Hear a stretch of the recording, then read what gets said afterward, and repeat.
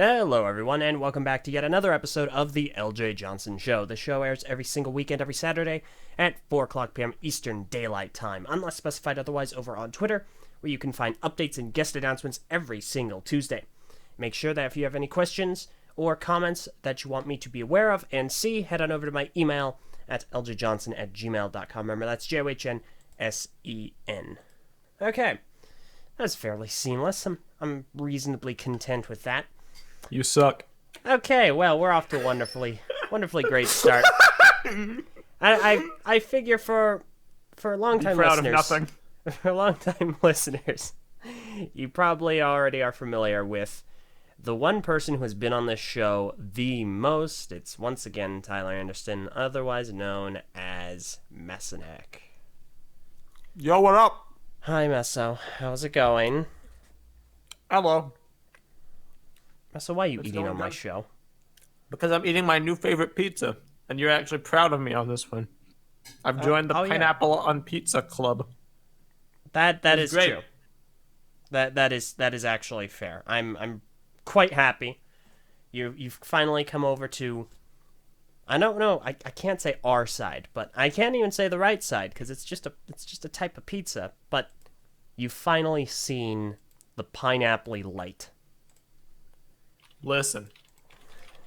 I don't know if I like Hawaiian pizza yet, but I do like pepperoni and pineapple. And I've quite recently elevated that to new heights with the introduction of jalapenos because I happen to find that the spiciness contrasts very nicely. Like, very nicely. And it works 10 times better on cold pizza, which is one of my favorite things. Because the pineapple, it's like my everything is better cold philosophy is just magnified here. Because the spice of the pepperoni comes out, and all the sweetness of the pineapple also comes out.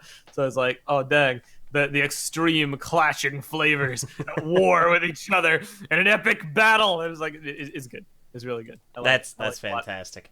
Yeah, see, I'm not even making an argument for Hawaiian at this point. At this point, I'm just saying, like, listen, pineapple on pizza is really, really tasty. Just saying, that is good. So, I'm glad you've seen my way of eating. But Oh, totally. 100% on board. It's my new favorite thing. Excellent. Fantastic. My next thing that I want to try is mangosteen on pizza. I don't know how that would be. I mean, it'd be really easy to do at Brick Fair, because we just go and get some pizza.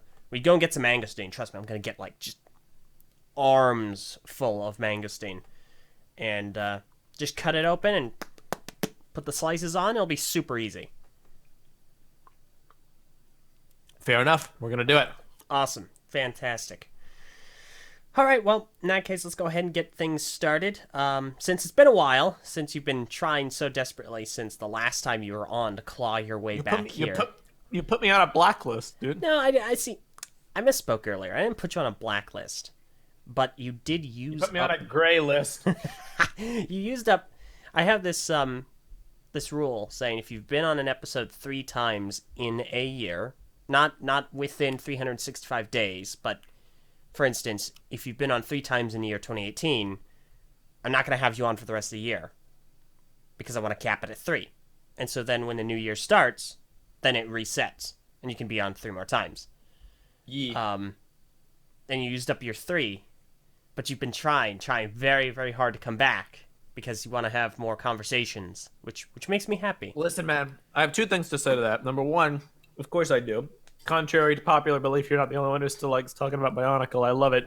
That's true. It's just, I think it requires like prompts, which is why we rarely do it on the TDV podcast. But on your show, it's like very prompt heavy, so it kind of works out and it's fun, just chatting. Number 2, I recall being like mocked endlessly for my 3 guest hosts a year rule on period on the TDV podcast. But it's okay on your show.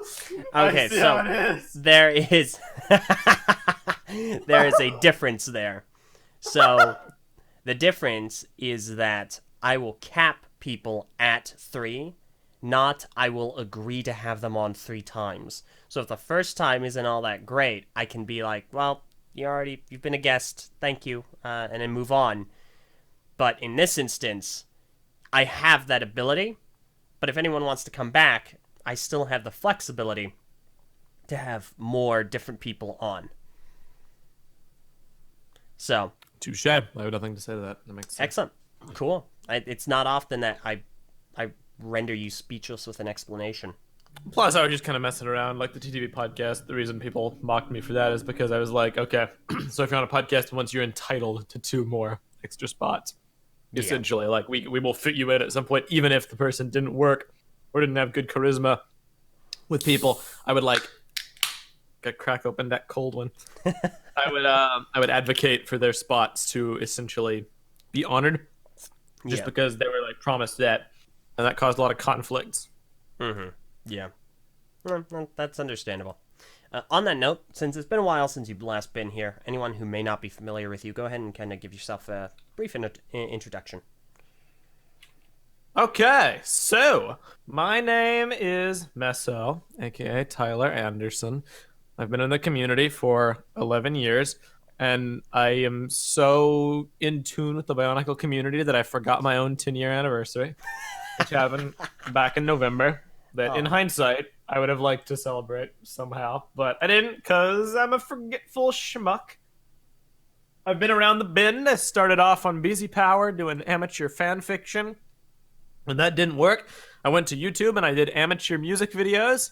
When that didn't work, I went back to BZ Power and joined an amateur podcast, which didn't work, and it got canceled in favor of another amateur podcast, which kind of worked, while I was at the same time doing Machinima, which didn't work, with the other TTV guys. I dabbled in Sprite comics, which didn't work. My peers were far superior, but I did make one comic, which has now been lost forever. I was very happy with my grass brush. That was like my crowning achievement. Let's not talk about your very short, thank goodness, short comics career. I tried, man. I had like a whole OC roster that I made mocks of, which also didn't work because they were Anika builds. Basically, my community existence has basically been doing like everything under the sun at least once, except for art, realizing it wasn't for me, and then moving on to the next thing. Before eventually I've settled into this unique role where I'm kind of just a podcast host.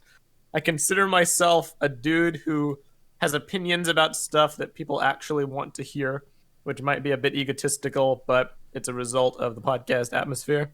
I don't know what role you would call that exactly. I'm just that guy who shouts his opinions really loud. Also, I found the comic. It wasn't lost because it was on Bookshelf. Darn it. Dang it. All right, I mean, if you send it to me, I'll put it on screen. Do it. Okay. Oh, gosh. So, for anyone that's unfamiliar, what this is going to be, I've talked about this with several other guests numerous times, but on BZ Power, which is a Bionicle, it started off as a Bionicle fan website. It's the largest Bionicle fan website. It still technically is, if you follow a particular metric. There was a subform, a subculture called comics, and they were Sprite comics, and that's basically where a lot of TTV kind of came together and met, and TTV being a Lego-centric YouTube channel, which also started out with a lot of Bionicle focus, that we're both a part of and co-founded, and that's how a lot of the members of that group met. Yeah. So this is Meso's one and only comic. And you're not I made this to it. celebrate MT Zevor's 1-year anniversary of his comic Aftermath. And this comic has nothing to do with Aftermath besides featuring the characters. Oh my goodness. Oh. It uses a stock photo of an explosion. I was very proud of the person flying through the back of the sky, if you see that, from where they got exploded. Yeah, I do see that. I have them like falling, but I probably could have put some motion blur. And then I have like this teleporting effect where like Makuta of comedy turns into shadows and like yeets out of there. Holy crud. When you made this, yeet wasn't even an expression. And look, LJ, zoom in at the bottom. Yeah, no, I saw that. LJ Mangosteen for inspiring me to make a comic. I feel like inspiring isn't the right word. 9 years later, you're deriding me for my one and only comic. So... It's okay, Mess. Listen, nothing ventured, nothing gained, so... True. You gave it your best shot. You learned that it wasn't for you, and that's okay. All right. But fair enough. But yeah, so you're in kind of an interesting position because now you generally just host the podcasts. You just have discussions about a variety of ongoing things, current things happening, either Lego things or Marvel things, stuff in film. Oh yes. So it's interesting. I like to think I walk the line between like having contrasting opinions about stuff, but also not being a contrarian for contrarian's sake. By which I mean there are people out there on the internet who, whatever you put forth, they will disagree with on principle, just to get a rise out of someone and cause a debate because that's what they enjoy doing. Oh, I've Like, never met anyone like that before. yeah, we used to have somebody like that on TTV. I, however, just find myself in that situation by complete happenstance. Mm-hmm. To where usually I find myself being the contradictory voice in conversations. I think Namely, Oh yeah. what? Go ahead. What were you saying? Go ahead. No, please continue. Namely, Spider-Man: Homecoming. I don't Yes. like it for a lot of reasons. Most people love that movie. I could go on a 30-minute long discussion about why it's not great, or why any of the Spider-Man movies aren't great. I could make a solid case for Amazing Spider-Man being better than the Raimi movies. I would be impressed if you could pull that off. Better acting, better effects, better love interest dynamic, more character introspection that isn't ruined by cheesy moments, and a better foundation for the universe. Because I feel like the Raimi movies just kind of did their, like, they were very disconnected and they fell apart in the third act. Love it or hate it, Amazing Spider-Man had a plan. They were building towards Sinister Six. They may have botched it, but they had a plan. They were moving forward with it. Spider-Man was just like, all right, so we're going to use this big villain like right away. And they botched it because it was cheesy and stupid. Was the second one, let's just pull another villain. Doc Ock, completely disconnected to everything else. Third movie, all the villains, dump them in. You know, people love Doc Ock, put in 4 villains. Anyway, there's my arguments. Do I actually think that? No, but I could argue those points. Fair enough. Fair enough. And I was gonna say earlier, you've called me a contrarian at one point, even though I don't. That's never been something I've set out to do. I don't like to be a contrarian, but you said that I was when I said that I liked a slew of different movie sequels over the original ones. I think Ant-Man and the Wasp I liked better than Ant-Man. Guardians 2, most notably, I liked better than Guardians 1. I mean, if I said that, I don't know what I was thinking, because I agree 9 times out of 10. Yeah, no, I don't know, man. I also liked Ant-Man and the Wasp. Yeah, no, I thought it was a really good movie. Heck, you're not a contrarian so much as you're very rarely like passionate about anything. Okay, there's a select few things anything that you actually media related. Anything in general. What? I'm passionate about things. Look, I still make Bionicle videos. In life, in your hobbies, in your hobbies and your interests and just general media, yes, there's like a 12-to-1 ratio in favor of this is okay. That is versus true. This is awesome. That is great. I love it. That's reasonably fair. I think nothing wrong with that, but I think the things that are on the level of this is awesome would definitely be Guardians of the Galaxy, Infinity War, obviously, Civil War. Additionally, not as much as Ven though. Ven saw that movie like 8 times in theaters. Yeah, I could never do that. But heck, I find myself liking sequels to films a lot more often than not. Like, even close to home, they're on screen, everyone, you can see them. The Bionicle movies. Oh gosh, there was another sequel. It's on the tip of my tongue that I liked better than the original. But I can't remember what it is. I thought it was a Marvel movie. I gotta go back and look at sequels. I gotta find them. But, like, even with the Bionicle films, I liked Legends of Metronoui more than Mask of Light, even though Mask of Light had my favorite character, Liwa. It's just, it was awful. It was the worst. So, Legends of Metronoui ended up coming out on top. I still don't know how I feel about those movies. Yeah, evidently. That's part of what we're here to discuss. Partially. The Bionicle films. And more specifically, the Bionicle films in relation to another set of movies. Yeah. Let's see. Do we want to just like jump into that, or? Yeah, I was trying to think, well, what was that other sequel that I really liked over the original? I don't think it exists. I'm sure I'll think of it Fair enough. later. But like I often find myself gravitating towards sequels more than the originals. So, All right. we haven't gotten the question time yet, but we do have a question from illustrious Var, who asks, "Does this live stream count as a sequel?" Oh my god. Yes. Technically. Yes, it does. Okay, so yeah, let's go ahead and jump into it. You have a bit of a controversial opinion, one that I don't agree with. So go ahead and lay it out. Your opinion on the Bionicle movies in relation to the Lego movies, of which I will get pictures for right now.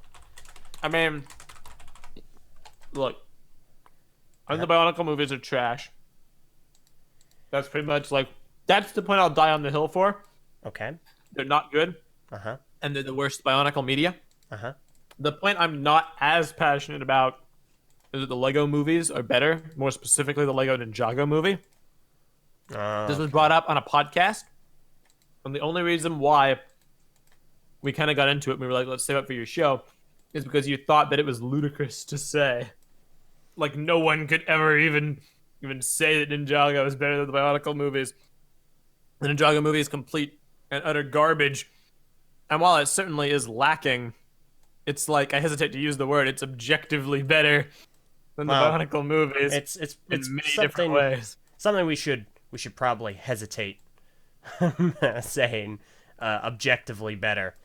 For a variety of reasons. That's why I'm using restraint. It's objectively better in certain ways that can be quantified without minimal issue. Namely, am I one of those people who thinks that just because something is newer makes it better? Not necessarily. Like earlier when I was being like devil's advocate for Spider-Man, I was like, Amazing Spider-Man has better visuals. Spider-Man Raimi movies. That's true. Does that automatically make them better movies just because they have better CG? No, there's other factors to consider in media. However, one of those ways, beautiful, clean animation from a professional studio with things that not only represent the toys they're supposed to emulate, but also have a wide breadth of detail and landscaping to them in a Ninjago movie versus poorly rendered, doesn't look at all like the toys, stiff, robotic 2003 Miramax animation. They're in a different league to me. I don't even classify them on the same field as a movie.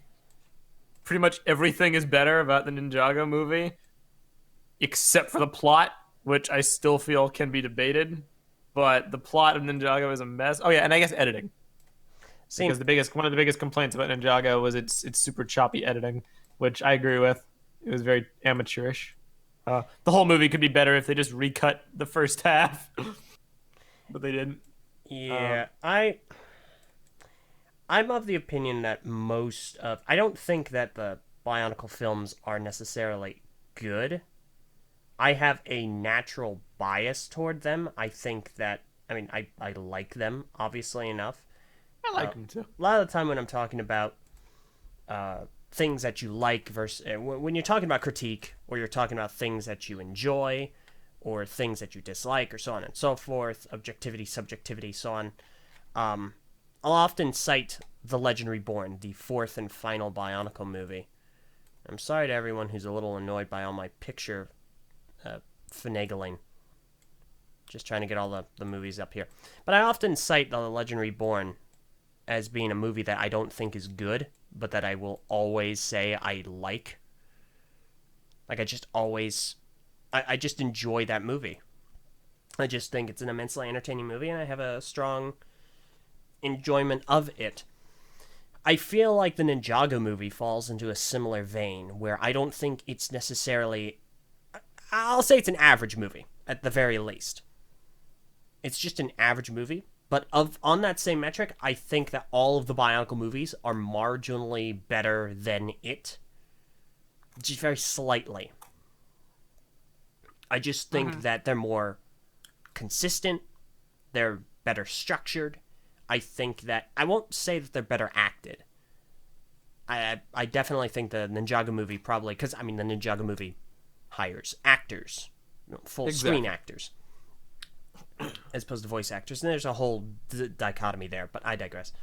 And the Ninjago movie is obviously much better animated, but I don't think it has a better story, and I don't think it has a better script.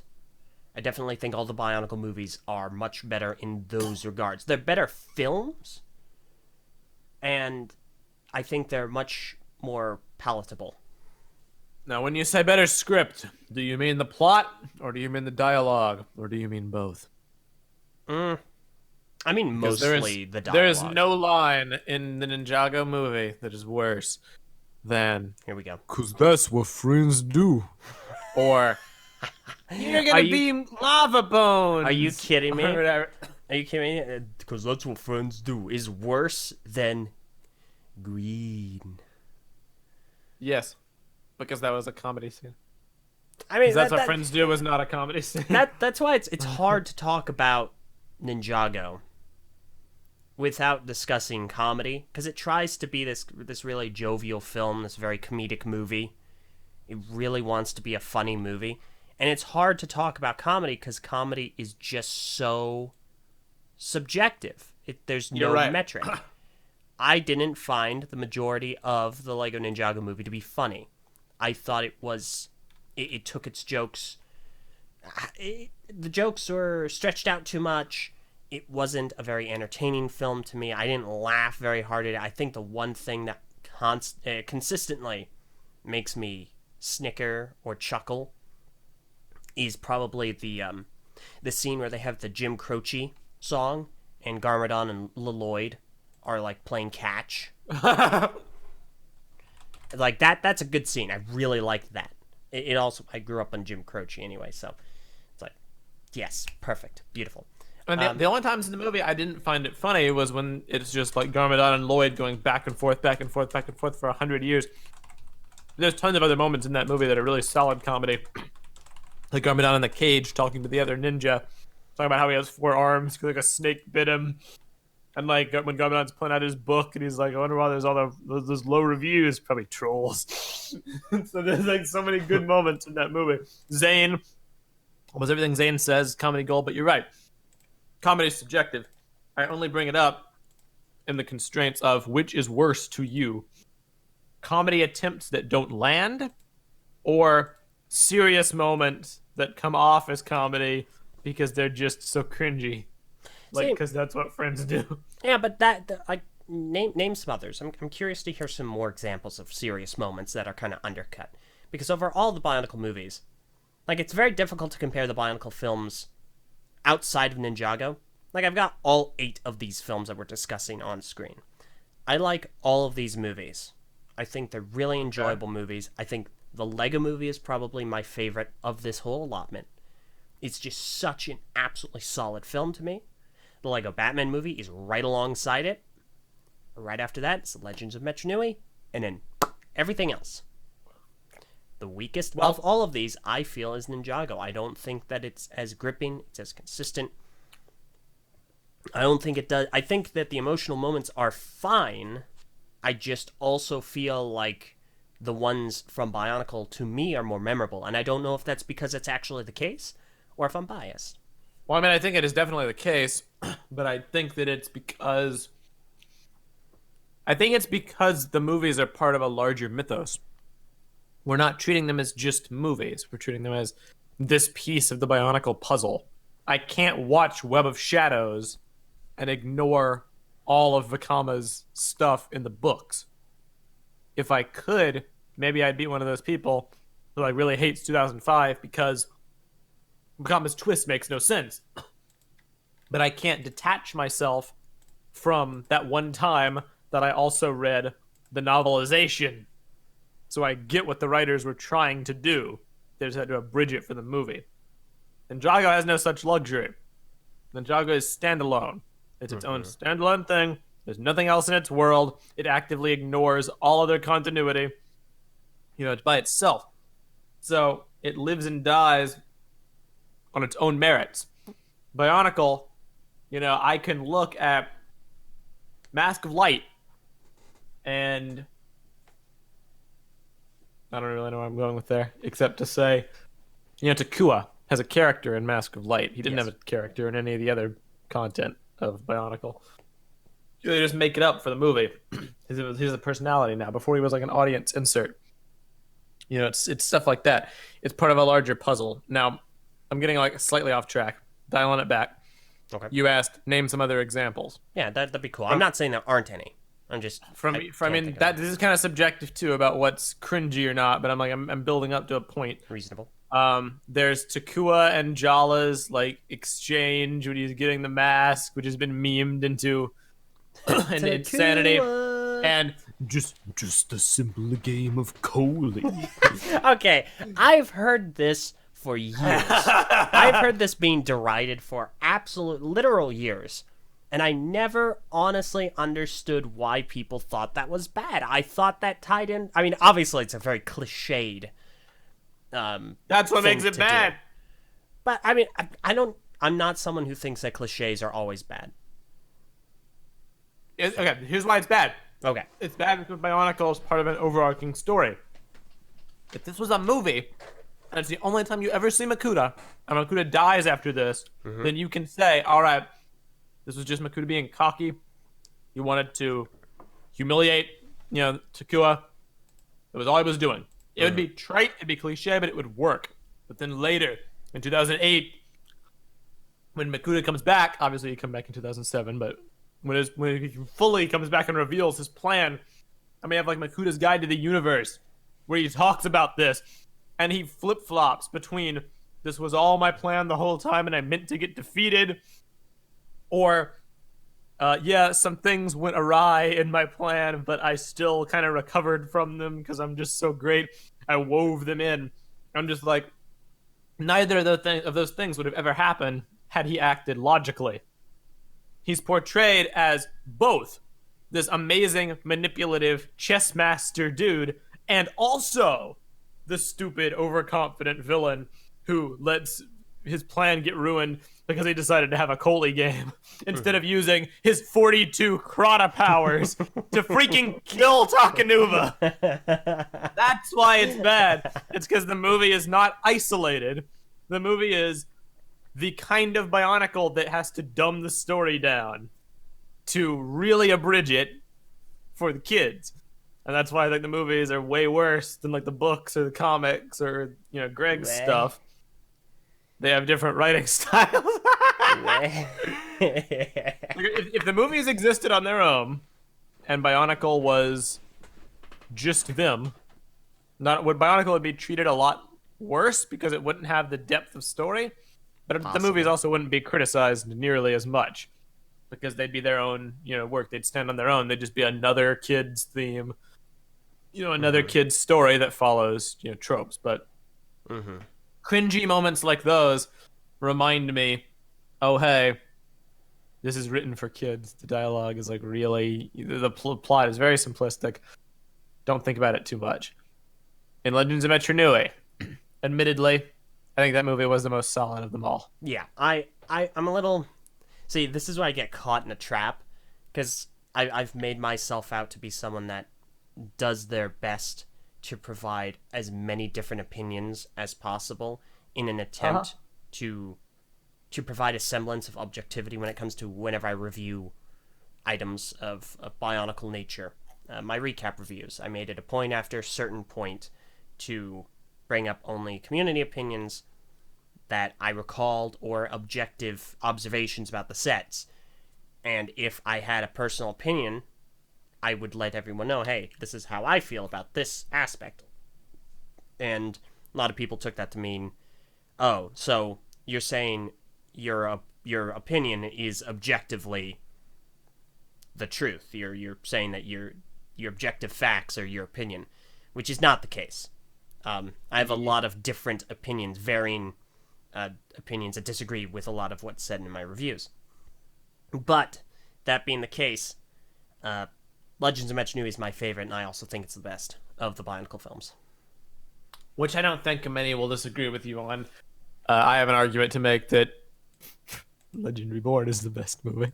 That's a very interesting one. I don't hear that very often. It's because most people are freaking blinded by their nostalgia preferences. Like I'm not saying that Legend Reborn is a perfect movie. It barely feels like a movie. It's a TV show special. It feels like basically a TV special because of both its budget and its animation. But like the plot it tells is really good. The character models actually look like the toys. Bara Magna doesn't get nearly enough credit. The voice acting is superb. Probably because they got some actual big name actors to do it. They're all screen actors, and keep in mind, my career path is voice acting. I'm not disparaging voice acting. Don't get me wrong. Of course. But yeah, and there were very few moments in that movie, weirdly enough, that made me cringe. I feel like it was decently well told. The dialogue was pretty good. I certainly wouldn't call it perfect. On the whole, it left a decent bit to be desired, but versus the other movies, even I need to rewatch Legends of Metro Iliad, but like there is no Kreka in The Legend Reborn. For instance, a character who just exists to be stupid, and the joke every time he's on screen is that he's stupid, which is like lowbrow kids comedy. There are characters in Legend Reborn that shouldn't be stupid, that are, like the Skrull, but the Skrull aren't the focus. They're firmly in the background, and they're never played for laughs, except I guess maybe that one scene they're where the Skrull's like, we're gonna run from the Scarabäus beetle. Yeah, I mean they were kind of playing for laughs. That's like 2 seconds. And they were still portrayed as a threat, enough to overpower people. So I guess Legend Reborn definitely had the fewest, but I still recall it having some, lines that have just become kind of memed in Bionicle fandom for being like just kind of stupid. Like, I'm a terrible leader. Unless that was in Web of Shadows. I forget. That was, oh gosh, what was that in? I don't remember. It's Legend of Metro or Web of Shadows, but I don't remember which one. And then Web of Shadows is absolutely chock full of them, because that's what friends do. Most of Matau's dialogue, pretty much all of Sidorak's dialogue. Listen here, fire spitter. No. And the way they have to like really almost cartoonishly condense Vakama's betrayal and rob it of like all of its introspection and just be like, oh, the venom turned them evil. It's like, it's really amateurish. And then in TLR, it's by no means immune. There's Barracks' whole shtick wore really thin, and of course, wahoo! Yeah! Kina, yep. Kina. Yeah. I guess my point is, Ninjago doesn't have that. Ninjago's comedy is very dialogue-centric, and its script has holes in the plot, but they're not like, I never felt like it was talking down to its audience. I never felt like the comedy was lowbrow, or that like this was a kids movie. I feel like this was a movie that has appeal to both ages, adults and kids, though of course it's the least in that regard of all the Lego movies. It came the closest to failing, and I'm certainly never going to sing its praises 100%. If you go rewatch our review, I've ripped into the movie just as much as everybody else, even though I did like it decently more than some of the harsh critics. My point in general, I guess, is that I do feel that the Lego movies, maybe because they were written for a different time, or because they are in and of itself a meta kind of deconstruction of the Lego brand. So a lot of their comedy can come from making fun of Lego, if that makes any sense, versus Bionicle, which is very like in its own universe. It can't really have that. You can't have a joke like Lloyd's arm falling off and having to pop it back on in Bionicle. Mm-hmm. So that might be the difference in the tone of the movies. Mm-hmm. Oh yeah, another one. You can't have Wu playing Welcome to the Jungle on flute in Bionicle. I mean, I don't know why you'd want that, but... Because that was freaking funny. I'm not saying I want it in Bionicle, just... Maybe I it's mean, a bit unfair to even compare the movies because they're very clearly written with different writing styles in mind. they're definitely, well, I mean, Ninjago was written with like 6 different writing styles. It had like 6 different writers. I It don't was know how many horrible. different writers the Bionicle films had. I'll check that right now. Definitely more consolidated. Oh yeah, no, it's far fewer. Yeah, like for instance, the writers for Mask of Light: Bob Thompson, Alistair Swinnerton, Henry Gilroy, and Greg Weisman. Yeah. Greg Weisman, by the way, did not have a good experience with Bionicle. It was a complete Nope. mess from all reports, and he also, you might recognize him as the guy behind Gargoyles, which is a super cool cartoon. But anyway, yeah. So Correct. it's far more And like, I consolidated. actually forgive the writers for Bionicle, them having even that many. But one of them, Alistair Swinnerton, was part of the story team. He's where a lot of the ideas came from. He's Yeah, one of the heads. And then, Wiseman, he's an actual like respected person in the industry, even if he didn't have a good experience. Versus Ninjago, where like they pretty much just got a bunch of people, very few, if any, of which were involved in the TV show. yeah. And Um, I'm looking through things now. Legends of Metro Nui. Screenplay by Henry Gilroy, Greg Klein, Tom Pugsley. Web of Shadows. Screenplay by Brett Matthews. Story by Bob Thompson, Henry Gilroy, Greg Farshty. And Legend Reborn, written by Sean Catherine Derrick. Story by Greg Farshty. First of all, Bingo. Greg has to be involved in the story throughout all of these films, and yeah, it's far fewer writers. Even the Lego Movie had a really small group of people. Dan and Kevin Hageman. Wait, what? Yep, they worked on it. Today I learned. Story by Dan and Kevin Hageman and Phil Lord and Christopher Miller.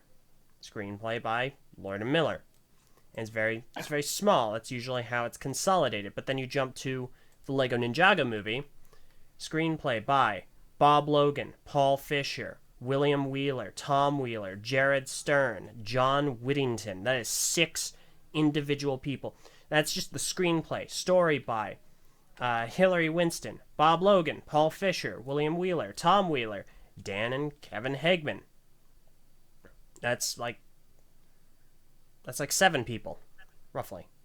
Yeah, and just to reiterate why that's bad, because people might not understand it. Like, do I want one person to have complete control of a movie's plot, especially a movie of this scope? No. Having a team is good because it allows you an opportunity to have your ideas, bounced off of, worked on. There's a sense of collaboration there, and often multiple people might catch things that, someone might have missed. It helps to have more voices in the conversation. Things that have, only one person or so working on it tend to not end up that well. My favorite example to always go to is the ending of the video game Mass Effect 3, which infamously only had like 1 or 2 people work on the complete rewrite of the ending after they had to scrap all their prior plans. Now, the flip side of that is when you have too many cooks in the kitchen, it can get muddled and you lose that sense that there's actually an architect behind the project, that somebody in the production actually has a vision that they want to see through. Like the kinesthetic relationship between writer and director is the writer writes what they want, their director to show, and the director shows what the audience sees. That's, there's a Mm-hmm. relationship there. Yeah. When you have a writing team of 6 to 7 people, who takes the credit for what? Who takes the blame, at what stage if things go south? Yeah. The breakdown of the production gets very difficult when you try to analyze the thing in any kind of a way. Mm-hmm. Yeah. And I feel it's often the case when a film has more writers that are trying to convey their own thing, it shows in the movie. It shows by it, the movie is kind of tearing you in a bunch of different, it's pulling you in a bunch of different directions. And I feel that's really emblematic of the issue with Ninjago. It feels like 6 different movies, and none Yep. of it is consistent. And honestly, I can't say it has a third act. It doesn't. That's a really huge problem. Normally, movies follow 3-act structure: 1, 2, 3. The beginning, the middle, where after the journey has been prompted, where we're following the characters on their adventure or their journey or what have you, and then the resolution in the third act. It just, Ninjago skips the third. It just goes 1, 2. Which is very accurate. And it feels good. All of the Bionicle films have a 3-act structure. Yeah. But I don't know. Like, I don't think they're good. I mean, my thing, obviously, it's difficult for us, like you said, to compare them because tonally they are incredibly different. The Bionicle films are very, I won't say very serious, but they are certainly far more mostly serious. They don't. The Ninjago movie is basically a parody. Yeah, the Ninjago movie is trying to parody a lot of older martial arts oriented films like Enter the Dragon, which is why they have all of one martial arts fight in the movie. So dumb. Whoever deleted that Lloyd scene with the fridge deserves to never work in the industry again. Well, okay, to be fair, that was just, it wasn't meant to be in the movie. It was something to entice Jackie Chan. Even so. But the thing is, we needed more like that. We needed more Jackie Chan sequences, and less of what's that one Scream? Wilhelm Scream. Yeah, and less of that 4 times in a row. Yeah, it wasn't good. Yeah, and that's why I think you're right when you say the Lego Ninjago movie has a lot of humor in its dialogue. But that's not to say it doesn't have lowbrow humor. Like that, there's the cat eating things, eating people. There's the monument dragon head falling, and Kai like, fire! Oh no, that didn't work! And then he starts freaking out and running down. That wasn't lowbrow. That was like, it was a subversion. In a good way, because they are like all showing their powers and they're super cool, and then like Kai uses his powers, but it hilariously backfires. I suppose, obviously, the Wilhelm screams. A lot of the comedy is, I won't say repetitious, but I will say that it drags on for far too long. And which I will agree with. I feel at this point it doesn't become which had the better tone, but which did their tone more justice. Which I always fall back on the Bionicle films. In comparison to Ninjago, not the rest, I will absolutely make no defense for the Bionicle films comparing them to the other Lego movies. The other Lego movies are far superior. To me. Alright. Personally. But the Lego Ninjago movie falls below the Bionicle films. Even my least favorite, Web of Shadows. Oh god, no. I can't get that. I don't understand, because I'm a believer, do I think the plot is the most important thing in a movie? Yes. Do I think all the other aspects can be ignored? No. Mm-hmm. And I just can't, like, Web of Shadows is such an amateurish mess by comparison. I just don't get that. But trust me, I don't like it. But I will, and this might just be my bias toward Bionicle coming into play. It's just a matter of, I just like Web of Shadows because it's Bionicle. But even then, I don't like it a whole heck of a lot. I've always maintained it's my least favorite. I didn't like the tone. I didn't like the theme. I didn't like the twist. This is something I agree with Greg Farshty on. I will agree, though, that it does come down to which one, betrays the tone the most. I definitely feel like Bionicle's tone was more consistent. I just feel like they lost the aspects about Bionicle that people actually liked, which was the deep lore, the mythos, the collecting, going around the island, finding cool things, which end up being utilized in the final battle. Of course. Yeah, I mean, but Ninjago was a complete tonal botch job, so yeah, I won't argue there. That's why I don't think that Ninjago is on the same. Now, of course, obviously, this is all our opinions. It's all very subjective. There's a lot of debate when it comes to objectivity in film critique and subjectivity, because a lot of people are of the opinion that movies fall into the art category. I don't necessarily know how much I agree. I don't necessarily think that. I think all movies can be art, but I don't think all movies are. Is my general stance. Interesting. So I think there are some movies where you can just, because I feel like the movies are, film is a, oh, goodness, what is it? Not a carrier, not a passenger. It is a vessel. It is a vessel. Vessel's dead, LJ. Yes, I know vessel is dead, Meso. Stupid Verizon. Actually, I want to go back to Verizon, though. Anyway, but I think that film is a vessel to tell a story. And that's why you can have a movie that is beautiful, absolutely stunning. I feel a lot of Lego movies are like that. And it is just purely art. But at the same time, you can have movies which you can tell are obviously not trying to be artistic in any sense. They're just trying to get things moving. Like, these two things can... I don't think that they're mutually exclusive, art and movies. But I also think that they can be, sometimes. Interesting. Which is why I critique movies more on being vessels for a story and not as art. So... All right. Then that's how I feel about all the Lego movies, and that includes the Bionicle films. I critique them more as vessels and not necessarily as art. That's all right. So I get that. yeah. I can't stand the Bionicle movies. Mm. I just feel like, and I feel it's the same way with Ninjago. They're very similar in that they betray the core aspects to me. The only reason I think I like Ninjago more is because it can be ignored. The Bionicle movies are very critical to watch. People treat them as like the pinnacle of Bionicle. Like when Haley and I were watching, when reading through Bionicle, we were like, all right, Haley, this is the movie. This is the big Bionicle moment. And then we watch it and it's like, wow, this is actually probably would have been better just to read the novelization. I mean, yeah, I personally am of the opinion the novelizations are better. The Ninjago movie is a standalone entity. You can compare it to Ninjago the show in that it's worse in every single way, but it also doesn't step on the toes of anything from the show either. You can watch it and not be like, hey, I should have just done this. You can watch it and be like, this may have got this wrong, but on its own merits, it does a lot of things right too. That may be a bit of an arbitrary distinction, but I find myself not like grievously offended when I watch the Ninjago movie, but when I watch Web of Shadows, I'm wanting to stop halfway through. I just can barely make it through the movie.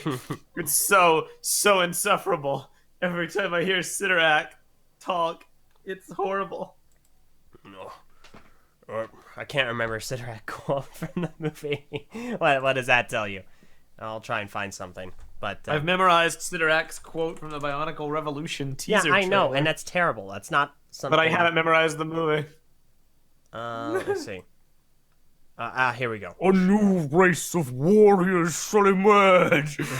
No, stop it. Incorruptible agents of justice. Stop. And these archaic bandits. No. These terrorists. These Bionicle. They still think they have a chance. It's so bad. It's so bad. I regret so much that movie did not come out. Okay, it's really bad, but at the same time, here's an actual quote from the film. Choa? So, they've returned for the Matoran. Matoran that now belong to me. So while it's bad, it's also, it's pretty close. It's not, yeah, it is. It's not that far from the source material. Sucked. But that's what I'm saying, though. I don't like Web of Shadows. It's my least favorite of the Bionicle movies. But at the same time, let's go ahead and compare two standalones. Ninjago and The Legend Reborn. Legend Reborn's not a standalone. It still ties into the overall story. Well, of course, they're all going to tie into the overall... Okay, well... Ninjago doesn't. Most of them are going to tie into a story. But, Ninjago doesn't. But let's go ahead. Let's look at them as films. Let's look at them standalone. At least for a brief moment, for the sake of conversation. Legend Reborn and Ninjago. And the reason I'm picking Legend Reborn is because of the Bionicle films, it is the most standalone. given that it's disconnected from the prior trilogy. It was supposed to be the start of a trilogy, but that never happened. So it stands on its own, separate from the others in that sense. Obviously, it ties into the Bionicle story, the mythos, so on and so forth. Legend Reborn is often derided for being the worst of the Bionicle films, and I think a lot of that has to do with the protagonist, Matanui. Like, the Legend Reborn is a film, to me, that had a lot of potential going into it. It had so much potential. It had a really set, accurate art style, which fans have been clamoring for years. I remember when the first 3 Bionicle films were coming out, I got into the community around the second and third, and a lot of people were like, "Oh, let's get a new art style. Let's get a more set, accurate art style." And then it finally happens. People are like, "There we go.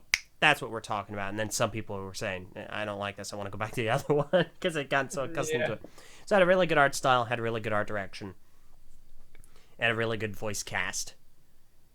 And it had a lot of potential. But Matanui is a very uninteresting character. There was a better way to make him more engaging. A lot of the side supporting characters aren't necessarily that engaging, like Gresh or Kina. Do you remember any Ranu lines? No. Exactly. Wait, I do remember one. We're just a gory. We're not going to fight a Glatorian. Okay, yeah, there's that one. Fair enough. Which is literally anti-Ranu. If you It is. It's nothing like Ranu's character. Because in the last, I think it's the last Bionicle novel, Journey's End, he's gonna mess up Matanui. Yeah, he's like, we're gonna stand against you, Matanui. You're not gonna take our home from us after we just got it. And it's it's completely whatever. But standalone. Even The Legend Reborn is a consistent 3-act structure. It has a beginning, middle, and end. It has an adventure. It's a consistent in its tone. And Ninjago is not. I mean, a movie doesn't need a 3-act structure to be good. I agree. Infinity War is an excellent example of that. However, Ninjago is an excellent example of why a 3-act structure is the standard. Because Ninjago doesn't do a good job doing 2-act. Yeah, but at the same time, it might not have been properly done. But both Garmadon and Lloyd are infinitely more interesting than Matanui.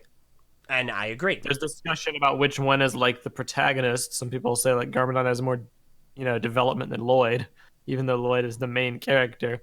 So they both kind of fill that role, but their arcs still, even though I feel the way they ended it was ridiculous with the cat, they both have way more development and nuance than Matanui does. I think protagonist might not be the right word, because Lloyd is the protagonist. Garmadon is the antagonist. At that point, it becomes a matter of which is the main character. Which one of them is the focal point.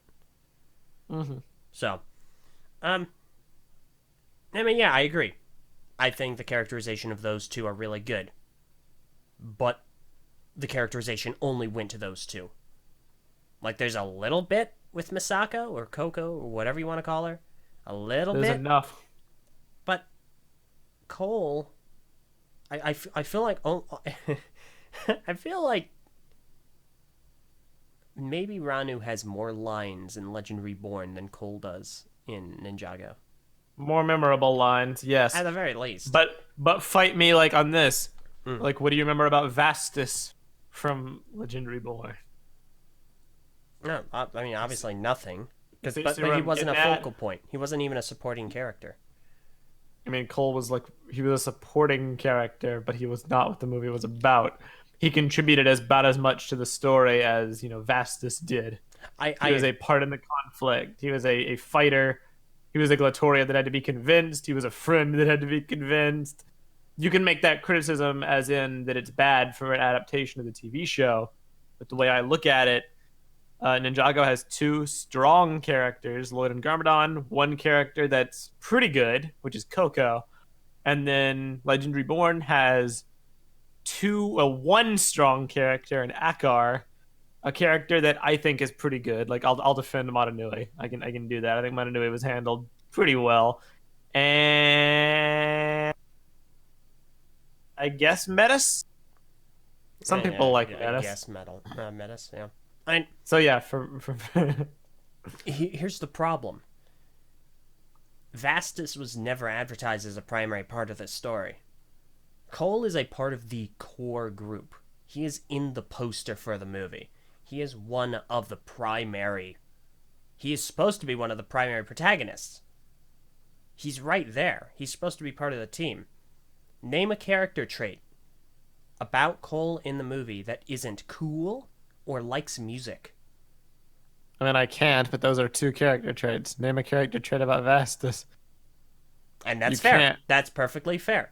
The issue I bet is, it, like, you I don't use the go into the poster. movie expecting Vastus to be a major pull. You use the poster, but I bet if Legend Reborn had a poster, Vastus would have been on it. I mean, He was Legend marketed as a Reborn- Glatorian legend. He was part of the last group of like canister sets alongside Matanui. Legend Reborn does technically have a poster. It's just Matt Nui and the Yeah, Skrull. it just has Matanui. So the character in the movie that has the most depth, Akar, isn't even on the poster. Yeah, fair enough. That's perfectly reasonable. But at the same time, I still feel that's a weakness for the Ninjago movie, where you have one of you have a title character that's being shown in advertising publicly, and then he is. I mean, it is a weakness, but I only feel it's a weakness when you compare it to the TV show. I'm not even like- comparing it to the TV show. I haven't even brought up the TV show. I know that. I feel that's the only way it can be quantified as a weakness. Because here's the way I've always looked at it. Would Ninjago would the Ninjago movies' plot failures be better if they gave Cole like 10, 15 more lines of dialogue? Would it be magically better if Kai had been given like 2 minutes extra of screen time? My answer is no. The problem is with the plot. The characters not having enough screen time is disappointing to fans of the show because those characters have a lot more depth. They're being put in the movie as barely even caricatures of themselves. They're essentially just, they look the same and they're there to fight. But like, is Benny in the Lego movie really any worse than like one of the secondary ninja? Is Benny worse than Zane? Or are they about the same relevance in the story that's being told? Like, the story isn't about them. The story is about Lloyd and Garmadon. The story is about Emmett and Wildstyle. Like, those are the characters who get focus.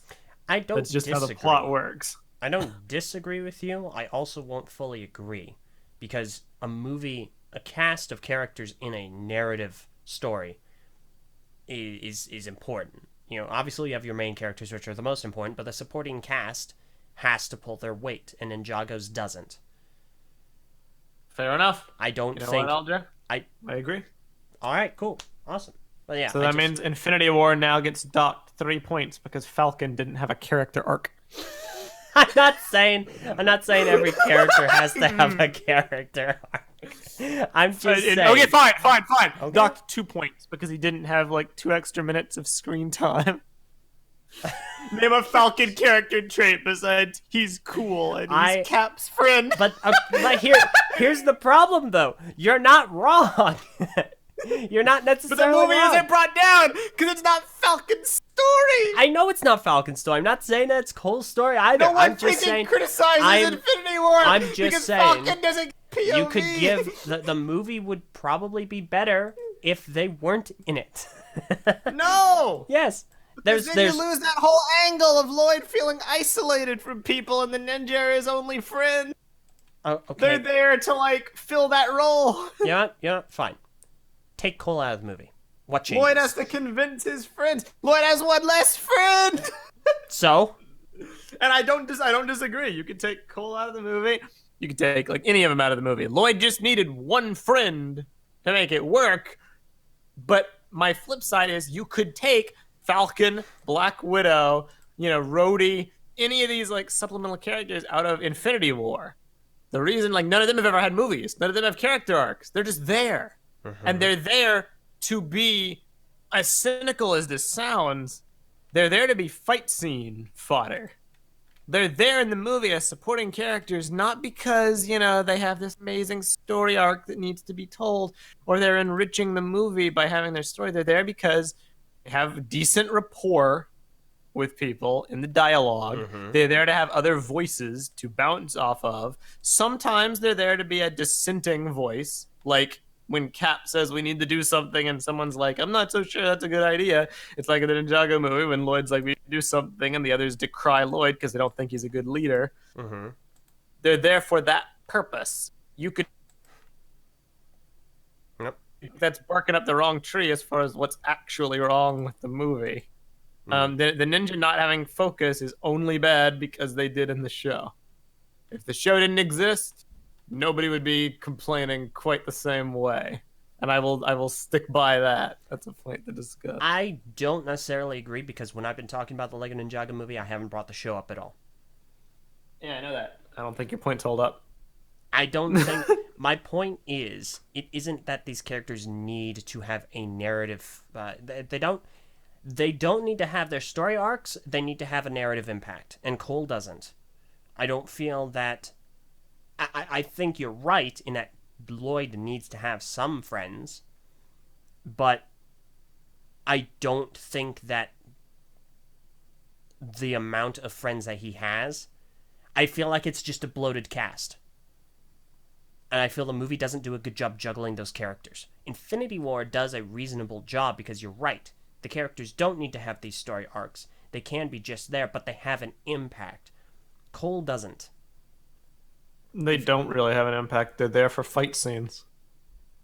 But that one scene where Cole like punched a bunch of people with his earth powers justifies him being in the movie. But you could... My issue is you could have had anyone do that. You could, certainly. And that would justify them being in the movie. As cynical as it is, in a movie like this, which is, as someone points out in the chat, is like, Maniac for Bricks says that people have compared it to Power Rangers or other similar superhero teenager properties. It's like, no one, in team-up movies like this with ensemble casts, the bigger the cast, the harder it is to actually, develop them. That's going on in the show right now, in the Ninjago show. There's too many characters. Not everybody can be unique. We had the same discussion on the Ninjago cast a while back. Maybe off air we did. I don't know how you could chop out like two of the ninja and just give their character traits to someone else. It'd be fine. But it's not like it's damaging the plot of the show that Kai isn't plot relevant right now. It's just he's there as a filler character, and you could criticize that character for it, but it's not really a reflection on the movie. It's a very, side problem. I feel like that's barking up the wrong tree as far as what's actually wrong with the movie. Yeah, fair enough. I'll concede this point on that regard. I won't say it's not a problem. I think you're valid in saying it is. I just think there's worse problems. That's fair. Yeah. Again, I don't think that this is something where I don't see the show as a crutch. I'm not trying to compare it to the show. Like, I'm not trying to compare the Bionicle films to the rest of the story, because they don't compare very well to the rest of the story. But I am saying that the Ninjago movie, if judged alone, isn't very good in juggling my expectation of its main cast. An expectation that is built off of its advertising and the images that come to mind when you think about it, which is all the ninjas in the bamboo forest. With Lloyd in the center. With Lloyd in the center, but he's surrounded by the ninja, not Garmadon. Touche. So, all right. I likewise wouldn't say that the poster for Legend Reborn with the scrawl symbolizes the scrawl's focus and character arc. At the same time, this goes back to the Legend Reborn being lacking a lot. It had a lot of potential. Like, the scrawl could have been interesting. They just ended up being fodder, and I feel like that was super disingenuous to the film to just have them be fodder. But of course, it's also aimed at a much younger. The Legend Reborn is aimed at a younger demographic than even the first three Bionicle movies. Which is weird because I feel like it's one of the ones with the best scripting and dialogue. I don't know about the best dialogue, and I don't know about the best scripting. It's not. I cringed way less. Gutsiest move I've ever seen. Get him, Strack. You are a true Toa. That's more than fine. That's in character. Kina's fine. It's just people over exaggerate her. I agree. People over exaggerate. She was, but Kina's. What's the problem? She wanted to get off the planet, and she finally has loud and she has evidence that some aliens exist, so she'd like dances. Kina is a conspiracy theorist. I don't see the problem. Do you think Kina thinks Bar Magna's flat? No, okay, no. I'm sorry. The shattering would be real awkward. It's just like it's like a pizza, and the other two planets are like pizza slices that broke off during the shattering. I demand a picture of this.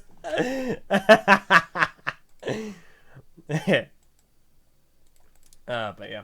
All right. So I don't know. I think definitely the weakest dialogue would be Web of Shadows. I don't think it's Legend Reborn. I think strongest is Legend of Imaginary. Honestly, I feel like when it comes to the stakes of the films, we can discuss that real briefly. We should probably move on in a few moments from the films to the community, because I know you want to talk about that as well. Not a super lot. I just like doing my community check-ins. Yeah, that's reasonable. So when it comes to the stakes of the films, all of the first three movies have a death, but not all of the first three films' deaths are permanent. And when it comes to the Lego movies, and you keep in mind, you don't need to have deaths to have a good movie. And that's just the easiest thing to point to when we're talking about stakes, because death is the ultimate end. And when it comes to Lego movies, the first film had a death, and that was permanent-ish. And I don't think the other films do. With the Lego exception, Movie 2 kind of does. Kind of, but then we're getting into territory like if someone hasn't seen the movie, then I will talk about spoilers unabashedly for Lego Movie 2 when it's out on DVD, so it's like in a month or two. Cool. I feel like that's a good standard. Agreed. But so barring the Lego Movie 2 for the moment, first three Lego movies, there's one death and it's kind of permanent. That's Vitruvius. When it comes to the first three Bionicle films, all three of them have deaths. They have reasonably high stakes, judged on their own. And I feel like if Mask of Light was any later in the story, Jala would have stayed dead. But because it's the first film and they're testing the waters, they had to bring him back because they didn't want to be too risky. They're playing it safe. I agree. The other Bionicle films had... So there was Tragali Khan, there was Nadiki and Kreka. So that's already 3 deaths in one movie. You're right. Jala's thing is still asinine. Oh, yeah, absolutely. I agree. I don't like cop-out deaths. I don't like it when you kill a character and then immediately bring them back. I don't mind it if there's like an explanation for it, but it's been however many years and we still don't have an explanation. Well, okay, that is actually also kind of true. That's kind of true. Go on. It's really difficult to say. I say it's kind of true because it's fuzzy. So the explanation that I have come to understand, being the whiz, I'm the Bionicle Man. What I've come to understand, Kanohi Masks, this is going to get very Bionically technic, alright? I'm going to use a lot of Bionicle terminology, so if you're not a fan of the series, you're not going to understand most of this. So Kanohi Masks, when they're worn by a Matoran long enough, they develop an imprint of that Matoran. So if we're talking about this from the technological side, it's basically a mask it's copying the data of the Matoran. So Jala dies, but he had worn the How long enough to be imprinted. When he died, what Takutanuva had done, it's kind of a jerk move by Takanuva, but, fair enough. What Takanuva did while they were Takutanuva, him and Makuta, he used a portion of Pterodax's life energy, like literally his being, his half of things, and transferred that into the mask to get it to go, oh, hey, we're dead. Let's go ahead and undo that. That is the baseline explanation we have. So somehow all these things work together. You can come up with some sort of a headcanon saying, well, what Takutanuva did is it kickstarted, he activated the imprint on the mask and kind of triggered a calling down of Jala's body from the Red Star. subverting its systems. You can kind of come up with that kind of headcanon, but I'm not going to bother too much with that because it's just that. It's a headcanon. I'm not going to fall into the Haley trap. So, oh, she falls into that trap all the time, and it's all great. it's difficult to converse with her sometimes because I'm not sure of what she's saying because she takes a lot of headcanon at face value. And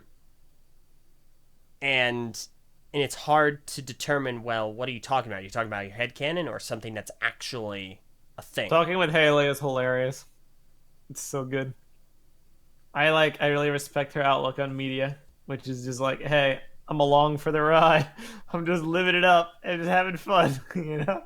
Yeah. I envy it a little bit, but at the same time, it very rarely holds up under the realm of logical scrutiny. Yeah. But no offense to Haley. All the offense. No, I'm kidding. Okay. Wow. That's healthy. Anyway. Her and I have a good rapport. So, I don't forgive. I'm the critic. She doesn't care about criticism. It's great. She has adapted so many of your mannerisms. It's terrible. I was hoping she'd have a positive effect on you, but she doesn't adopt my ideologies, though. She's very anti-nitpick. Good. You know what? Good. We need more positive, happy people. I'm hoping that she rubs off on you in that way. And we'll see. So anyway, I don't give Mask of Light a pass because in the film it's not well explained. It's just he's alive, and that's it. Oh yeah, I forgot. I got distracted by your Haley comment. I forgot to reply to what you said. It's BS. Yeah, no. All of what you just said. To say I don't buy that would be an understatement. That's I fine. respect it's a headcanon. I'm not defending it. Part of it is a headcanon. The Red Star bit is a headcanon. The part about him reviving the imprinted mask, that's not headcanon. That's active canon. That's ludicrous.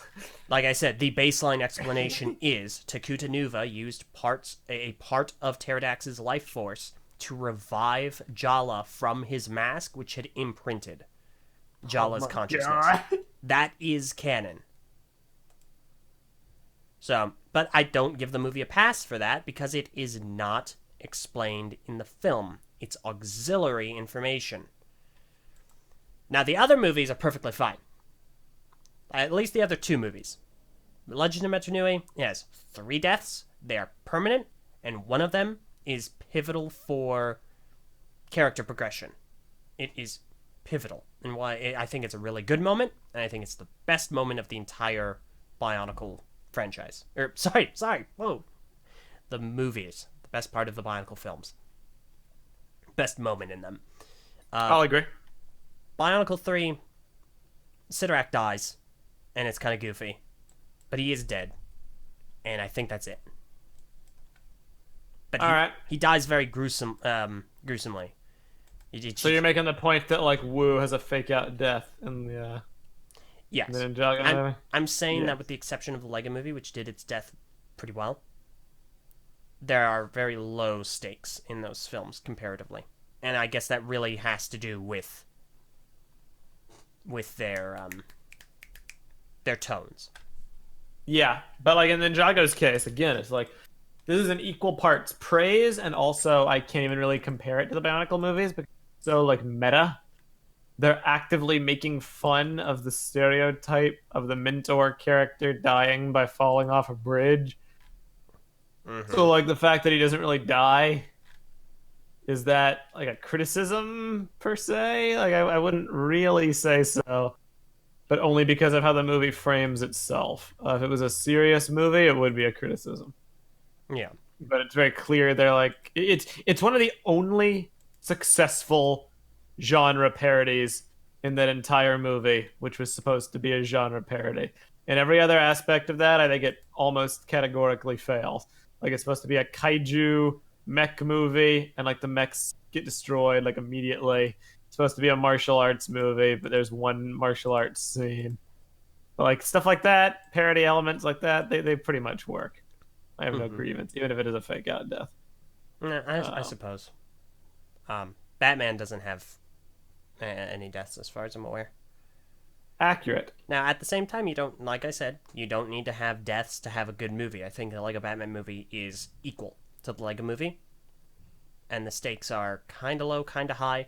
They're high in the sense that it's literally the world falling apart and Batman interacting with the rest of the characters kind of hinges. Yeah, but it's portrayed on in a very goofy way. It's portrayed in a very goofy way. So I don't think you need to have deaths to have a good film. I'm just saying that that's easiest to point to when we're talking about stakes. So. Yeah. But yeah, I don't know. I think that when it comes down to it, obviously this is all subjective. I think that you can like the Lego Ninjago movie more than Legend Reborn. I think you can like Legend Reborn more than Lego Ninjago movie. I do. But I think when you look at them, if you're looking at them from a narrative perspective, from a structural perspective, from a consistency perspective, I don't think the Lego Ninjago movie holds up over time, and I don't think its pros outweigh its cons. Yeah, I mean, fair.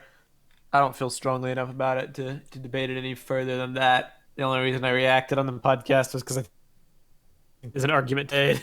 I don't think it's like ludicrous, but I get your point. Mm-hmm. Totally get your point. The Ninjago movie could have been great, but it wasn't. Could have been, but I'm not. Like a Ninjago movie, 2018. Yep. And besides, we cannot forget such classic Bionicle lines, such as, "Get 'em, Strack." Ah, yes.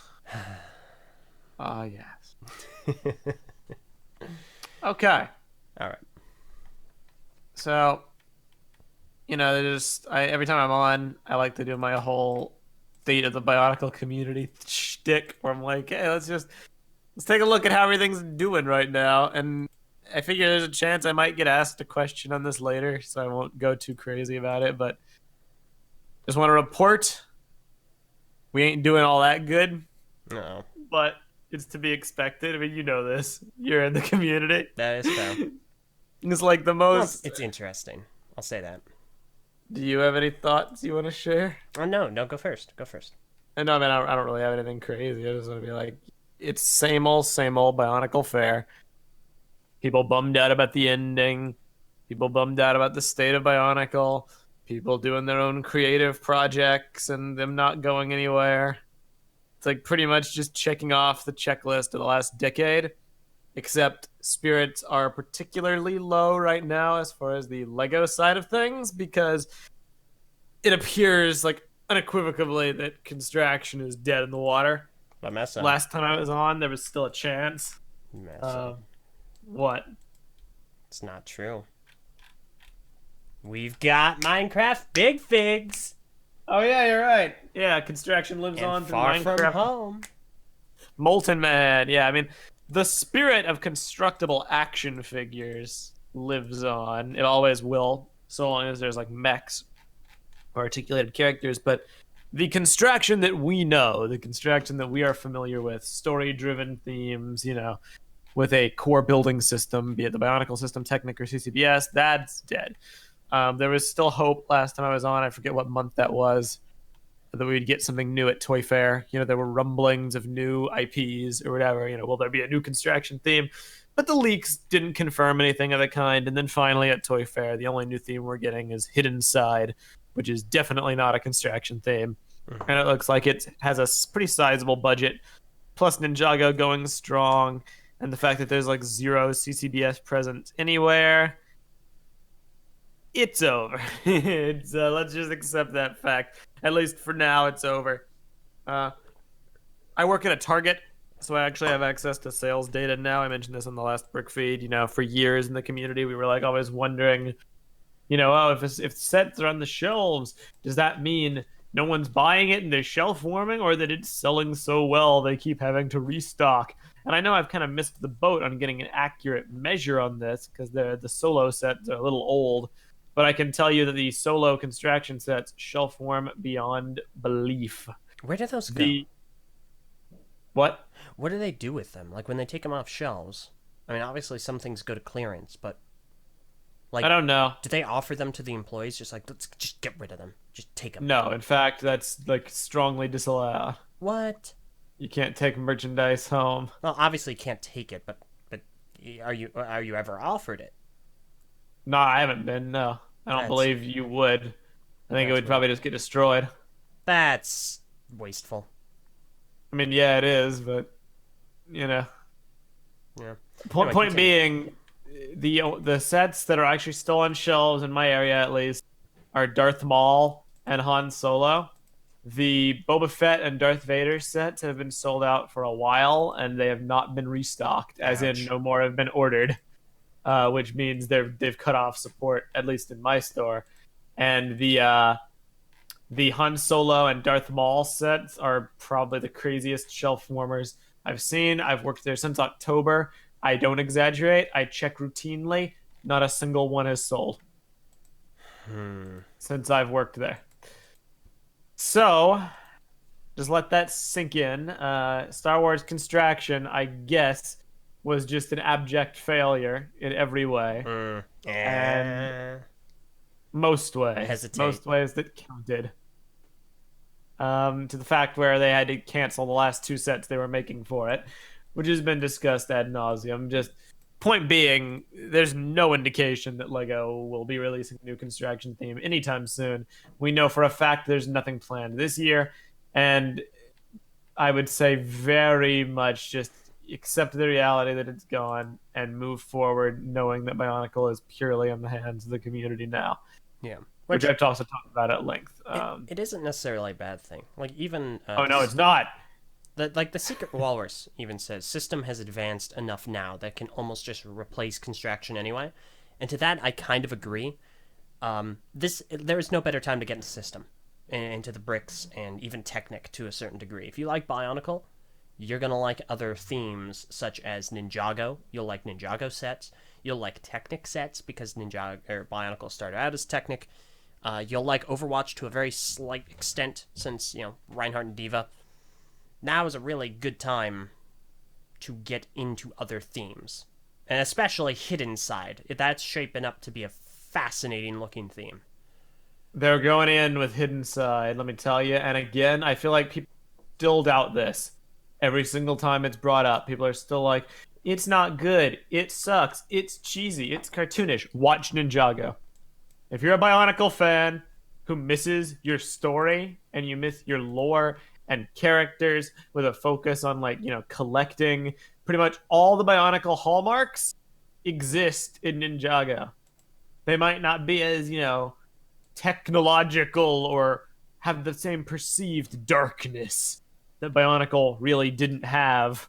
But every time there's a joke made, people recoil and they're like, it's too cheesy. It's not like Bionicle. Bionicle had a metric ton of cheesy jokes. Ninjago is fantastic. So you can talk about system and the sets all day, but also if you just miss your story, give Ninjago a chance. It had a massive misfire in the latest season, in my opinion. I didn't like the last season, really. But there's enough positive things to discuss about it. It's not like Hero Factory was. It's not a non-story. It has about the same success to failure ratio as, Bionicle had. So it's not like Lego has abandoned their story-driven themes. They're still there. It's just the CCBS build system that we all grew accustomed to, which I think is pretty much gone. Yeah. Yeah, no, I agree. Now, that being the case, what's the community looking like? Bad. People are very demotivated. I see it all the time. Although there is this weird, sub-community of people who are it's been going on for a while about Bionicle memes. But we were talking about this recently. Bionicle's kind of popular. It's leaked into the mainstream meme culture on the internet, and it's equal parts fantastic and equal parts frustrating almost. It's like it's almost having a resurgence. I see it everywhere. There were posts about Warframe on the subreddit, and people had a long conversation about Bionicle. Someone was on the Anthem subreddit talking about the Colossus Titan and how with a certain armor set it kind of looked like a Borok, and they had a long conversation about Bionicle. It's peculiar how clearly people know enough about Bionicle It's popular. It's out there. It's just it wasn't popular enough to live while it was alive. See, that's part of why I'm frustrated by it now. I'm frustrated for two reasons. One, it's a little selfish. It's like, well, listen, I do a lot of Bionicle content. Hello. I don't even need you to advertise it. I just want you to watch it and make a comment. It's like, oh, this is really cool. Just recognize, just maybe. Selfish, admittedly. The second, more importantly, where was this when it came back? You can always trace it back to the god-awful way it was marketed. I'll still be saying this. They didn't put any time into it at all. They really dumbed it down, only for kids. If they had brought Bionicle back as like the cool kind of action figure theme, give it a few iconic commercials like it used to have, and a story worth caring about, I firmly believe Bionicle would be like at the same height it was before, if not potentially even greater, with the internet having this added layer of nostalgia. But because it came back and was horrible, and it lasted for so long, I mean, for so short of an amount of time that people weren't even really aware that it came back at all, the only legacy it still has is the original theme, which is only good in the lens of like, I mean, in the public consciousness, it's only talked about in the lens of, hey, remember this cool thing from when I was younger. Yeah. It's why that people who actively do Bionicle content aren't really getting that same kind of mainstream popularity, is because the cool factor is like rediscovering something from your youth. You still making Bionicle YouTube videos on its almost 20-year anniversary. That isn't cool. Thanks. You're lame. Thank you. You're a nerd. Okay. You're a loser. All right, cool. Neat. I'm not That's saying good. you are. I'm saying no, that's I get it. that's I the get attitude. Not that people are deriding Bionicle fans. It's just they're not the kind of people who would watch Bionicle content on YouTube. They're the kind of people who are like, hey, so I want to rediscover this from my youth. How do I get into it? So they post on the Reddit, and people give them this massive list of stuff to read. They get annoyed, leave, and don't come back because it's too much work. Mm-hmm. Those are the Bionicle fans in that subset. So it is irritating, but that's why. Yeah. Now, the Bionicle creative side of the community seems to be doing fine. Like, there's still people out there attempting to do stuff. It's just... Yeah, you're talking to one. No. What? No, yeah, I know. You're doing a lot of stuff. Some stuff you guys will hopefully be seeing very soon. Oh, yes. April 1st. It should be... I wish I could talk about that here. Nope. The April 1st initiative, but Nope. we can't. Not yet. So, It's totally basically... What was I going with that? I lost my train of thought. So I walk a fine line when it comes to the Bionicle fandom, because on the one hand, I like to hype them up if I can, like my whole speech. I still stand by everything I said in that speech.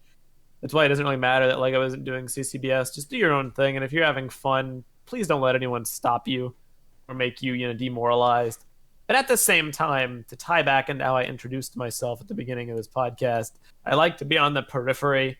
And I like to observe things and give my comments, even if they're not wanted per se. Just my knowledge of the community being in it for 10 years hopefully can be useful to someone.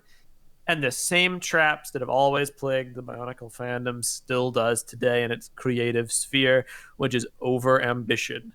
Yes. It's a thing that I constantly see, and I still see it to this day. There are posts on our boards, there are projects, there are groups who have cool ideas. Honestly, they're super cool. It ranges from everything. We're going to continue the story and make mocks that can be like sets. We're going to do fully CG Bionicle movies and shows. We're going to do, like RSG. We're going to do all these like projects and games and masks and series talking about, how we would have done Bionicle. There's these crazy ambitious projects that I don't want to put down and say you guys shouldn't do what you're doing. But the bar is just set so high. Mm-hmm. They end up not achieving anything. Or what they do achieve is just the lowest hanging fruit of their potential, simply because they didn't structure the project in a way for it to be attainable. There just aren't enough incentives, there isn't enough structure, there isn't enough order, and there isn't a consistent vision. Like, I'm not going to make like a public spectacle out of them. I actually love all the stuff they do, but like to use RSG as just an example. They have their amazing, custom masks. People love the custom masks. They're really cool. I've wanted to buy a few. They're fascinating. But do you see anyone really talking in the Bionicle community about the other initiatives? Like, wasn't there supposed to be the YouTube show? It's like, I had Meerkat on to discuss RSG and kind of clarify what it is. It is a multitude of things. At the end of the day, it's an RPG with additions made to it, like auxiliary branches, so like the masks or cards or videos and so on and so forth, to all kind of center around the core of it, which is the RPG that they're working on. And you're right, people only ever talk about the masks. And like the masks are awesome, and the RPG might be cool. Like they have a few really cool animated videos. They have good art, a snazzy website, a bunch of super talented people.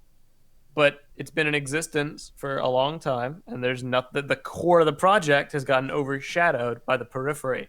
It's literally beat for beat what happened to Bionicle: The Next Generation about 10 years ago. They had this crazy ambition, and it was awesome and respectable, and a lot of talented people worked on it. And then, because it took so long to come out, they had to fill the void with other stuff, other projects, other things, other initiatives that ended up taking more focus away from the core of the project, to where the core of the project never materialized. And that's just, it's kind of a frustrating thing, and there's no easy solution for it, from my perspective, because if you tell people to taper down on their ambition, then they will, but maybe not in the positive way you hope, which is check expectations. They might take it too far, and they might just get demotivated, and they might be like, well, why do I even set the bar so high if I'm not going to accomplish anything? And then they don't try for anything, which isn't the outcome I want at all. I want people in the Bionicle community to feel motivated and enthused and happy with what they're doing, and if they're having fun, don't let anybody stop you. But I want a success story. I really do, from somebody. I want there to be a project that has a goal. They work towards the goal, they complete the goal, and they look back on the work they did, be proud, and the people in the community like it in turn, and then they feel involved and motivated and enthused to set a new bar higher for the future and just keep building. Parecki came the closest and or succeeded with his animated shorts, but those barely count because they were just one person and they also weren't advertised, which is why they came out so successful. Instead of advertising them before they're done and trying to hype it up, he just he said, I'm gonna do this, and he did it, and it was fantastic, and then he made another one, and that's how you do it. Don't promote before you're done, basically. That is legitimately, it's a trap that a lot of Bionicle projects fall into. Most notably, recently, obviously RSG fell into that trap. There's a new project that started off called Bionicle Iliad that has as well. They have, it looks like an awesome project. Like, they've got these really cool redesigns of the Toamata. It's very 2001 centric. That's a point that someone in our live chat is making. I'll get to in just a second. But it looks like a really cool project, but it's so ambitious. The goal of it is to retell the story of Bionicle through a fully CGI 3D animated television format. That is crazy. That's so unbelievably ambitious, and we've seen that before. It's almost word for word what BNG was, Bionicle Next Generation was, in the early 2010s. And that was just, oof. Let's not, oof. So, it's like, you're right. These things are so ambitious, and you don't want to discourage them. You want to encourage creativity and building and so on and so forth. And Anthony Wilson in the chat here, Secret Walrus, says revamp collabs are going pretty well. And he's so right. Every so often, these Bionicle mock revamp collaborations come to life. And it's like, oh man, those are awesome. They're so successful. Partially because they're kept under wraps. And partially because it's a bunch of people working toward a common goal that is easily achievable. And they're not this massive scope. It sounds great when you say, we're going to do something ambitious the Bionicle community has never done before. In order to make it happen, we're going to get all these people. We're going to get mockists to do character designs, artists to do concept art and storyboards. a few 3D modelers here, an animator here, someone with a really good computer who can render, a few fan fiction writers, just pool the talent, and it'll be great. And that sounds awesome in theory until you realize that, number one, you need direction. And if the direction falls short, the whole thing just explodes into a million pieces. And number two, unless you're really prepared to incentivize people in some way, eventually you're going to find that one person has a different workflow than somebody else, or one person has other life restraints than somebody else. And then if one person is dragging down the whole process because they can't fully commit to it, or one person has too much work on their plate and they can't get it all done because they're the only one capable of doing the hard work, while everyone else, like, not to disparage mockists or artists, but it's a far cry in terms of like workload from 3D modeling or animating. So what I find what a lot of these projects will do, particularly the ones who want to do like big ambitious stuff like CG movies or whatever, they'll bring on like, I don't know, 10, 20 mockists and like 2 animators. And it's like, all right, so you'll walk out with like really incredible character designs and no movie to go along with it. That's kind of how it always goes. But that spirit holds true for all projects, even ones without an animated component. There are certain things that are just way more common in the Bionicle community, and there are other things that are way more rare. And the people with the difficult tasks could do it if there was like, I don't know if it was their job, if they could fully dedicate all of their time to it. But for a lot of the time-intensive things, there are just other factors in life that prohibit going all in, and then everyone just ends up being frustrated. Versus, I don't know, if you'd made a comic series. Oh, no. Maybe something more achievable. Whether that a full CG fan movie. Yeah. That's not to say it's impossible. It's just, it's an uphill battle. It would need a rock-solid direction juxtaposed against a bunch of people with a bunch of free time to actively contribute to it, plus everyone having the same level of interest, plus everyone having very similar technical know-how. It would take a lot to make it work, but you're right, it's not impossible. And at the end of the day, if you're having fun with what you're doing, please ignore me. Do what you want to do. Bionicle, the community is so, I don't say scattered in like a derogatory way or like the BZP way, but it's very like scattered in the sense that there's just a bunch of pockets of people doing their own thing, even if it isn't like a hub site like the TDB message boards or BZP. You don't have to adhere to my arbitrary distinctions for what makes a good project or not. I just want people to be able to look back on the stuff they do and put their time into and have some semblance of pride or something to show other people and be like, hey, this got done. This is pretty good. It's my favorite part about the recaps. This is our contribution to the Bionicle fandom versus the endless catalog of things that were almost there, which is just depressing for everybody involved.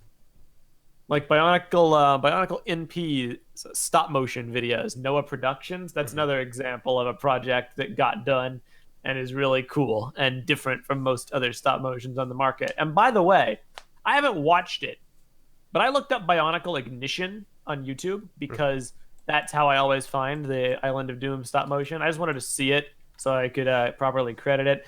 And I saw this video, Bionicle Ignition War, by Borok321, released 1 month ago. Have you seen it, Eljay? I have not watched it, but I know it exists. I skipped to a random time in the video while you were talking in your last thing there, and my jaw freaking hit the floor.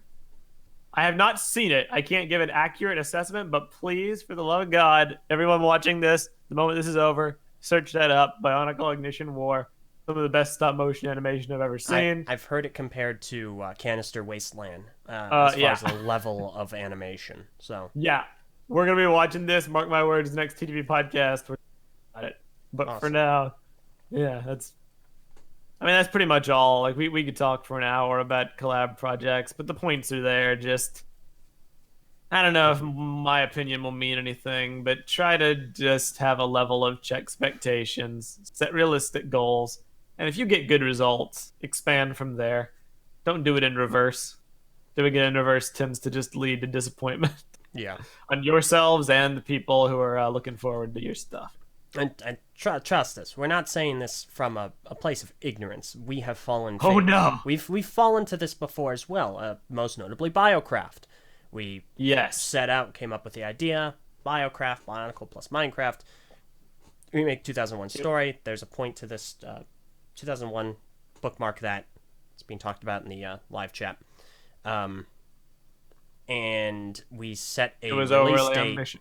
It was super ambitious. It was more ambitious than we thought. It's a stupidly easy concept. 2001 plus Minecraft, mix the two. Sounds easy, right? Yeah, we had no idea what we were doing, and when we actually got to the end, it was garbage. And we completely disappointed everyone by not releasing it. We disappointed ourselves by putting all that time into a project and realizing the end result was bad, and we disappointed our fans who we had not only promised it was coming out, but promised a concrete release date like multiple times. Talk about a feeling of like complete failure on all fronts. Yeah. Very demoralizing, and I just like to think, to this day, what would have been different, just done, one or two things differently.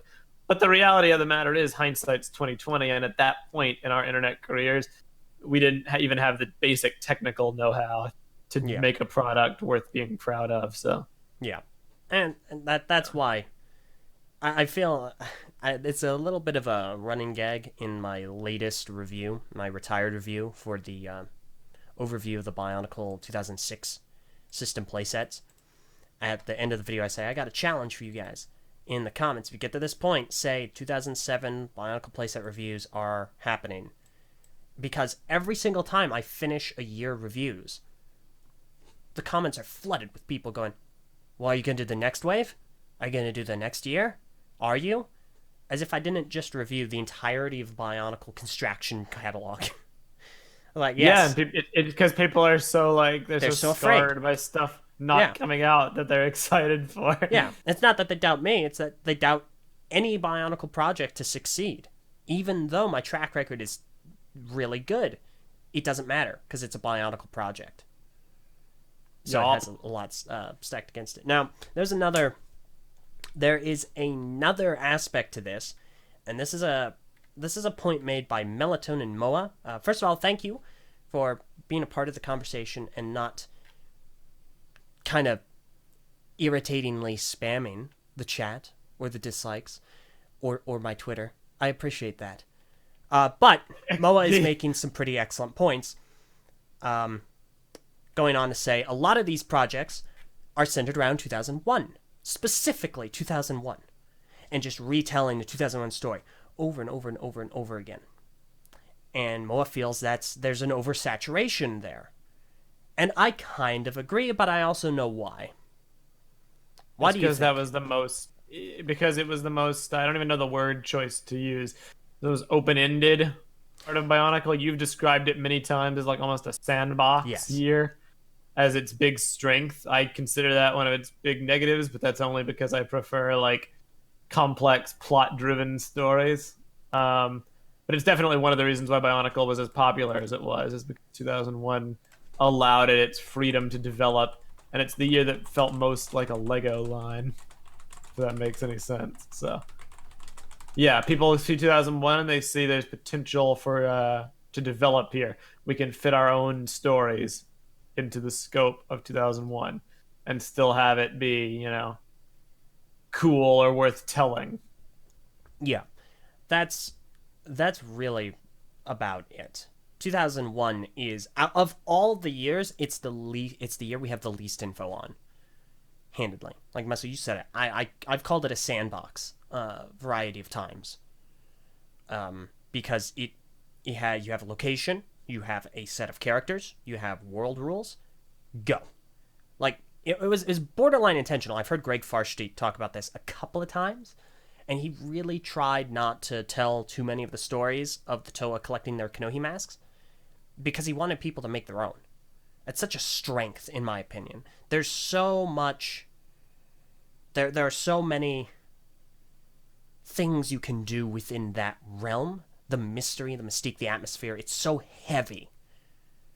And I think that it lends itself very well to creating stories and wanting to tell a story, because 2001 doesn't tell a super thorough or consistent one. Like, it's all broken up into pieces, but there's a lot of empty space. Toa arrive, Toa get masks, Toa fight Makuta. But there's a lot of spaces in between where you can put so many things in there. That's why people are so interested in redoing that. That's why we want to do it with Biocraft, why I'm sure BNG wanted to do that with, well, okay, BNG isn't a really good example. They didn't want to start off with 2001. They actually want to start off with Dark Mirror. So, fair enough. Iliad, starting off with 2001. I just think there's a lot of potential there. However, there is another side that Moa brings up that I think is really good. Quote, but I can't think of a really good 04-05 project off my head. End quote. Yeah. That's a good point. Because the only time you can develop 04 and 05 is by undoing some of the story, at which point it becomes like pure fanon, and it loses a lot of for some people, like you, LJ, who really value the Bionicle canon, if you try to like redo a year, it goes down a little bit. I won't say that I value it. I am not someone who advocates strict adherence to it. I'll put it that way. But it does lose some of its appeal. I wouldn't even say that. Because you can have a Bionicle story that's completely non-canon and it's perfectly fine. You do not need to adhere to canon. Make whatever you want. Absolutely. I think you can make a really good story from 04 or 05. Not necessarily set in those specific years, like in the stories we saw, but before. Yeah. Or in the interim of. Like for 04. Oh, yeah, with that I agree. Obviously, most blatant example would be RSG, which has set their story in Metro Nui roughly around the time of the Civil War. It's a 400-year-long conflict. You have a lot of potential there. Yeah. So, you can do a lot with that. At the same time, I feel like the reason we don't see a lot of projects about Metro Nui, for instance, is just because we didn't get enough time with it.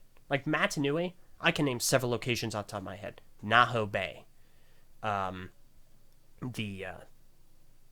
Nice.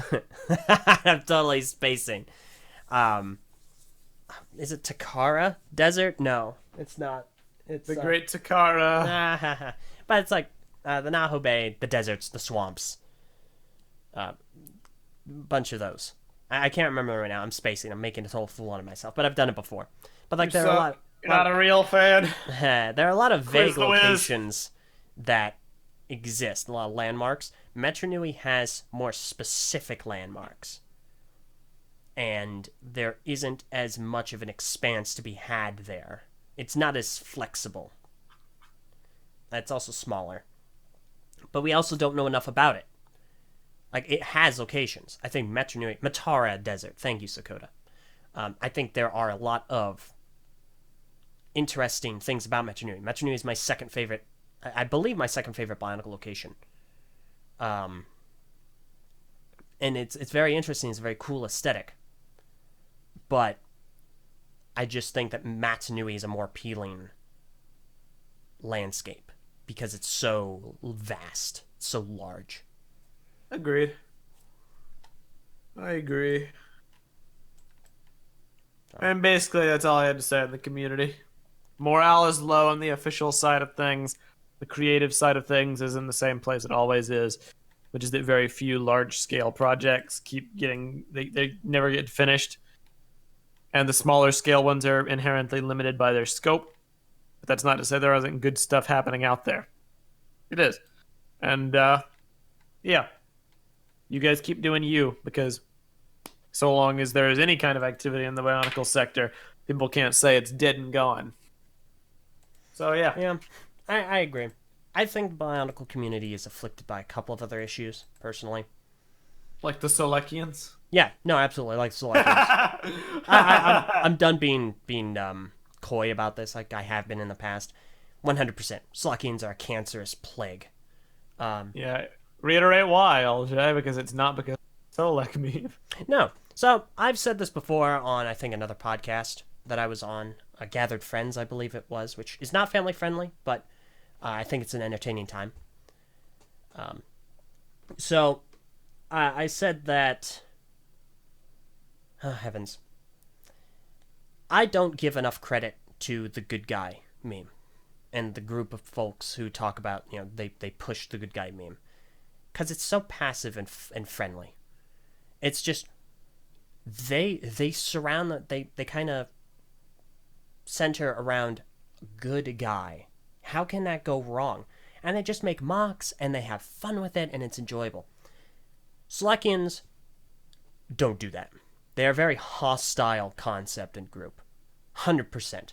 This isn't even starting to touch upon the fact that they align themselves very publicly with Nazi imagery, white supremacist imagery. Now, keep in mind... That's what I was getting to. Keep in mind, I am not saying that they are Nazis or white supremacist. That's not what I'm saying. I haven't said that. But for some reason, they decided to twist me hating a set, and it's funny to spam, like, Meso with pictures of the set. Somehow it got twisted from that and became, like, all this other imagery associated with it that had nothing to do with the initial joke. Yeah. Yeah. And it's just, it does nothing good. And, like, that's what I was like, if you want to have fun with a meme, please do. Absolutely. I think the Good Guy group is a really good example. It's a really good example of a meme that might not be funny from the get-go, but can be really productive. It's like people have conversations. They make these funny stories. Reviving Bionicle gave Good Guy a really fun character because it's Good Guy. Very poignant. Oh, goodness, what else? Alan, I hope you're listening. You're fantastic. He is making this huge army of good guys. It's hilarious. And, like, they make all these mocks, like the huge good guy, or Andre Hurley is putting the freaking Platinum Evoke on a good guy. I obviously joke that I hate it. I don't. I think it's hilarious. I think it's... And the thing is, everyone's so creative, and it's fun. Sluckians aren't that way. They're very destructive and negative. They'll go around spamming people. They'll go around bombarding videos with dislikes or comments. They'll go around making videos to bag on people. There's no productivity with the Sluckians. They're just a violent, hostile group of people that haven't grown up. And it's just so disappointing. It's so disappointing. It's so ugly. And I just find it... I'm just bothered. Like, I remember when we were so annoying, people spamming the comments sections with Solak. Mm-hmm. It's like, I envy those days. Yeah, I know, right? It's like, listen, that was all it was. Like, that wasn't cool, but, like, if that was all... It's whatever. It's people having fun because it's funny to, like, mess with me. I could accept that. Yeah. I brought it up myself. I don't know how it got twisted into, like, we're gonna raid and troll chats and use, like, deplorable imagery and generally, like, be pieces of trash, like, people. Yeah. I don't know, like, where that exactly was part of the joke, Yeah. but it's kind of a shame. It really is. And it's like, I know that so many of the people that are part of the group can be really creative. I know that they can make interesting content. They can make videos going through Bionicle. They can make mocks that are really interesting or artwork that's really interesting. And it's totally wasted on the Sluckians. It is 100%. They can make fun stories. Like the Sluckians, they have this whole lore thing. Like, that's not a bad thing. The problem is that you've publicly set your image to be analogous to white supremacists and Nazis. And I'm not saying that they are. That's not what I'm saying. I'm saying that's what they have made their public image analogous to. That's despicable. There's no excuse for that. There just is no excuse for that, period. And especially now when you can be doing so much more to create and be productive, everything else is disgusting. And you know what I dislike almost as much as that? Oh boy, here we go. I dislike the people who enable this behavior. Who defend the people who just go all in on it.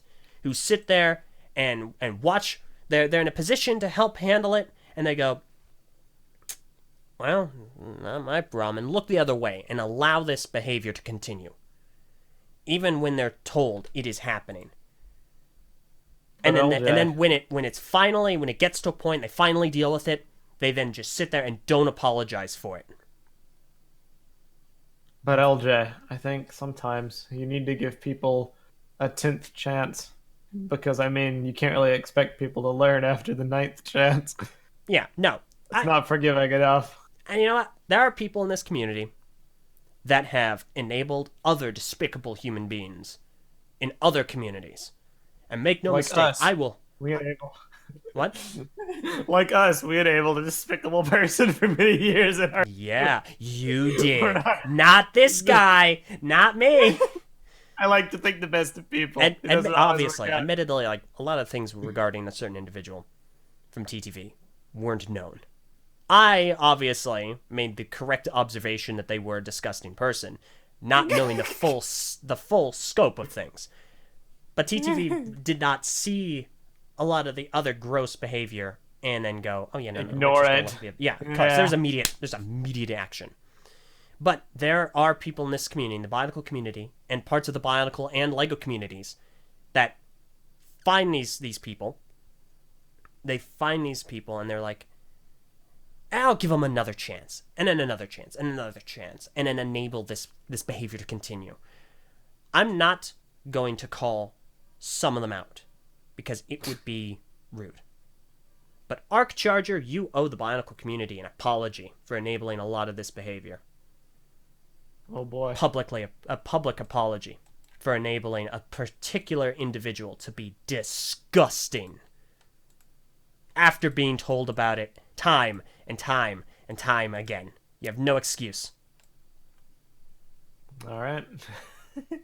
I'm very, very adamant. I don't like shying away when it is inappropriate to do so. The reason I'm not talking about the other people is that it is a very, very different situation, and it's kind of a situation where I'm waiting to see. If it ever comes to a point, then those people are going to be culpable for people getting hurt, and we will talk about them then. But yeah, Oh, boy. absolutely. Slovakians are one of the worst parts about the Bionicle community, and if the public ever found out that they were a presence, dear goodness, someone help us. Because I like to think, there's so much controversy in the world today. If someone even like remotely, aligns themselves with something, like what if, I don't know, somehow 5 years from now there's a headline, it's like, Lego fans support like Nazi imagery. Yeah. They use Lego's intellectual property to do whatever. What would Lego do? Yeah. What would they say? We don't think about that oftentimes. Don't think about the consequences of actions, but it's very much a thing. Yeah, exactly. It's like, it's such a public image destruction. And it's just, I keep in mind, Secret Walrus brings up a good point. He says, I've never seen a Selekian in the wild, but then again, the mocking community is sort of its own thing that's a bit disconnected from the rest of the community.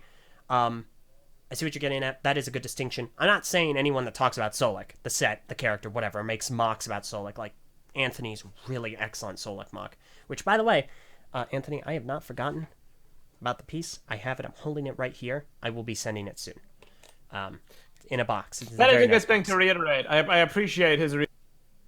He's made a Solek mock. I was like, that's again. The meme was initially, hey, this literally started because on Makudafest, I went on a tirade about how I hate Solek because he's generic and boring, and people like messaged on our comments and were like, Solek, praise Solek, our god Solek, and it's like, it was annoying because it was spam, but was it bad? It didn't hurt anyone. Was it destructive? No, it was comparatively innocent. I don't know how along the lines it changed, or why it changed, or what correlation it has anything to do with the initial joke. But it doesn't make any sense. Yeah. And it's really bad. Really bad. Yeah, exactly. And so it's like, I don't think it's good. I think it is one of the worst parts about the Bionicle community right now, and I would hope more people would sit there and go, yes, this is bad, and actively denounce it, decry it. And it's like, Moa, you're posting some comments here. I feel like spamming some Twitter comment or YouTube comment is annoying. I've done it before. Done things I regret, but never further. I won't say I'm innocent always, but I believe I've grown up.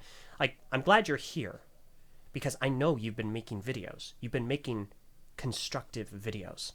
You've been making videos that are talking about interesting subjects. Like you mentioned, you made a really long video dissecting G2. That's great! Sincerely, unabashedly. That's wonderful. And that's my point. There's so much potential of individuals to do these creative things, to inspire others by making this interesting and engaging content and making these interesting and engaging videos and having a discussion about things. I think that is a really excellent thing, and that's my point, because the majority of the Selkians don't do that. It's just spam and bombardments and raids, and it's garbage, and it doesn't help anyone. And it's just frustrating to see all of this really excellent potential just kind of going to waste. And obviously people can do with their time what they please, but I really, it's not helping anyone. It's not helping anyone, and I think the time can be put to so much better things. There's a much better sense of fulfillment making a video and getting feedback on it, and making more videos that are enjoyable and fun to do, and contributing and creating, being creative, than there is lashing out at people and raiding and doing all this and that.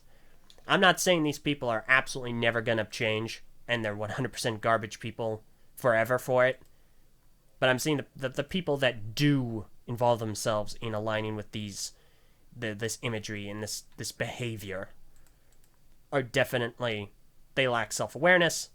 They aren't thinking about the consequences, the repercussions of what these actions might entail. They're just not thinking about it.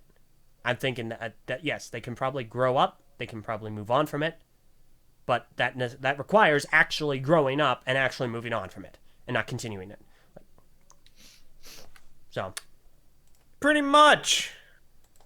Pretty much. let me right. All right. Stepping down from my soapbox. Continue myself. Yeah, I mean, I'm pretty much done. I'm ready to move on to old Q&A. All right, fair enough. In that case, we're gonna go ahead and open things up. If anyone has any comments or questions you want to ask, go ahead. We're opening up the YouTube live chat. We got some email questions I'll get to in a second. Moa actually has a comment and says, Eljay Meso, if you're reading this, I am. You probably remember the CHC from the really old days. I do. I mean, it's still around, but I think mostly everyone there grew up, and Solok is the modern version of that. It's more of a friend group now. That makes sense. I get that a lot. I get it. I also don't agree when it comes to Solok. A certain March 6th raid makes me doubt that. But I also am not a member of the group. I don't have a lot of that insight. Outsider looking in. So, in the name of being fair, I will give you the benefit of the doubt.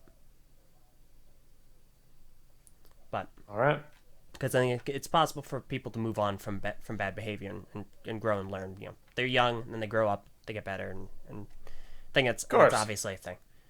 Like a lot of the people now from the CHC, they're really fun, cool folks. Risebell, definitely. Matthew, he was really funny to interact with at Brick Fair. So obviously a slime. So,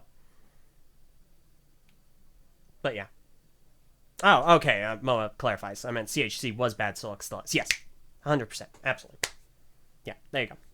I think, sure. Yeah, CHC, it's like, if they're still a group, they're just a group of friends hanging out. I've definitely seen that, and I've interacted with a few of the folks, and they're cool guys.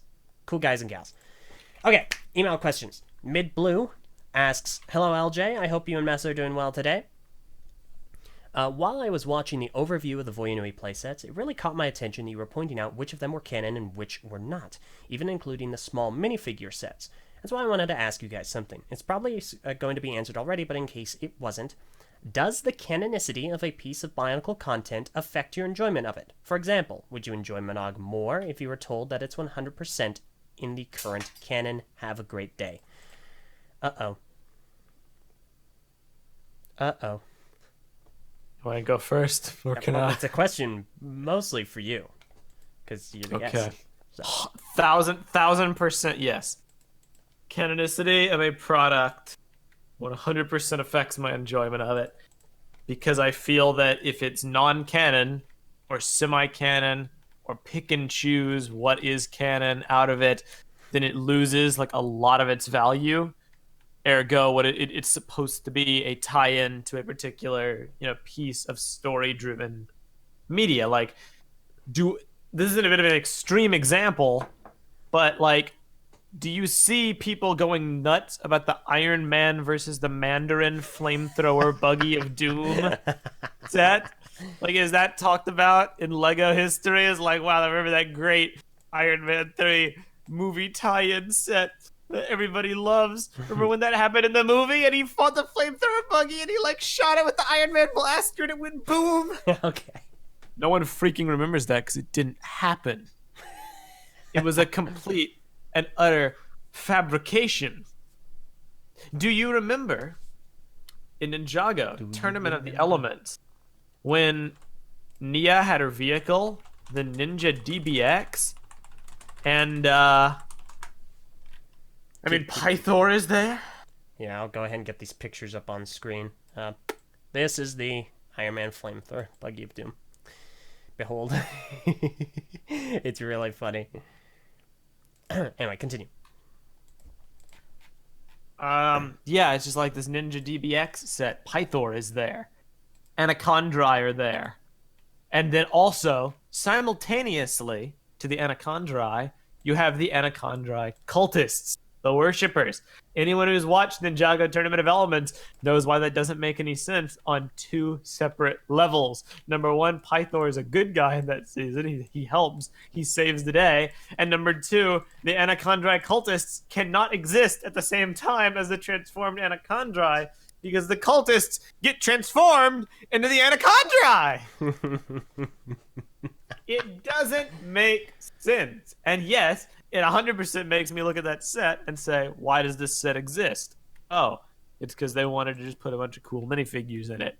They wanted to have Pythor as a minifigure because they made a cool new design for him in Rebooted, which they didn't use in a set. So they figured, hey, we'll use it in a set here.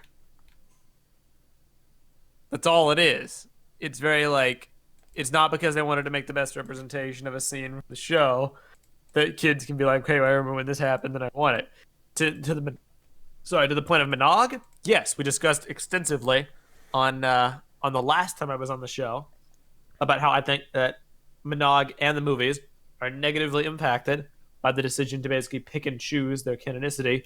You can say, you can debate whether Greg retroactively made something non-canon or whether it just is non-canon, but I do think it matters when you look back over the scope of the Bionicle history and you're like, which things made the most lasting impression, and everybody gravitates toward Menog because of how awesome it was, but you got to ignore like a few big aspects of it because it just didn't happen that way. Or Bionicle Heroes, we could have got a great interpretation of the 2006 story in video game form. Instead, we just got Bionicle Smash Brothers, but with villains, basically. Everyone is here.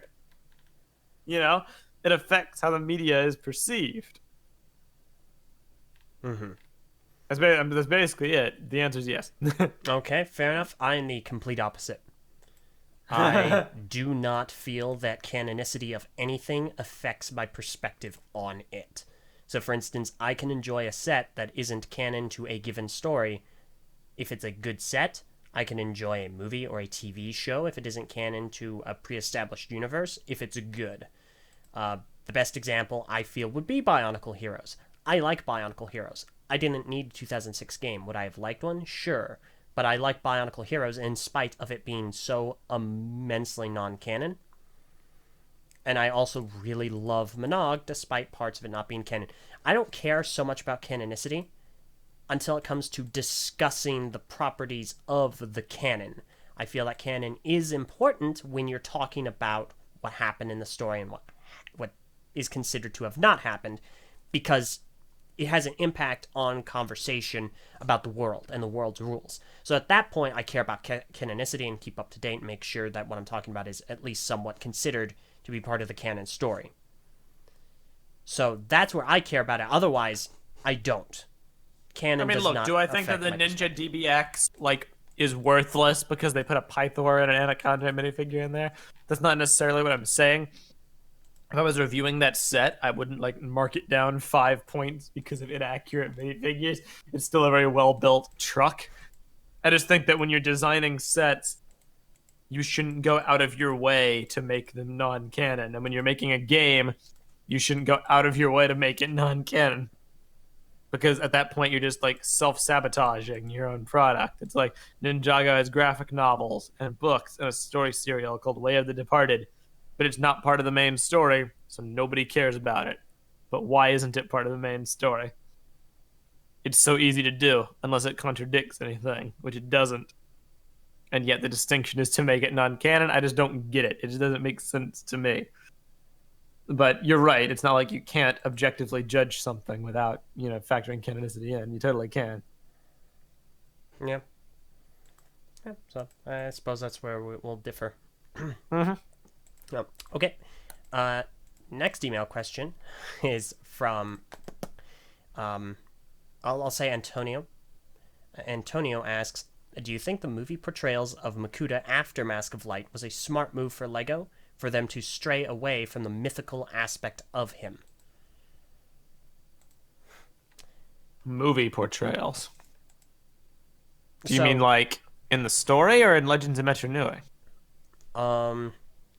I think story general. Because what he's saying is the movies set the precedent. They introduced us to the character proper in a very specific way and set kind of a tone for the character that differed from a more mythical aspect that Menog kind of carried.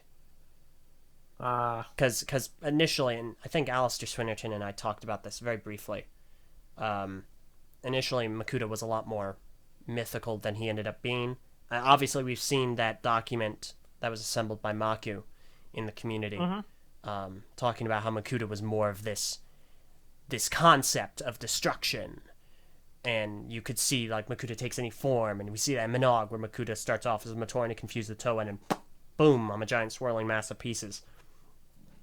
And after that point in the movies, he becomes a centralized person. He becomes an actual character, and really is focused. Less of a concept. Here's my thing. I like realizing what could have been because I find it interesting in how thought processes work. But can I really make a claim and be like, it would have been more interesting to see concept destruction Makuta? I can't really, because he got so little screen time, and the Makuta we got was good.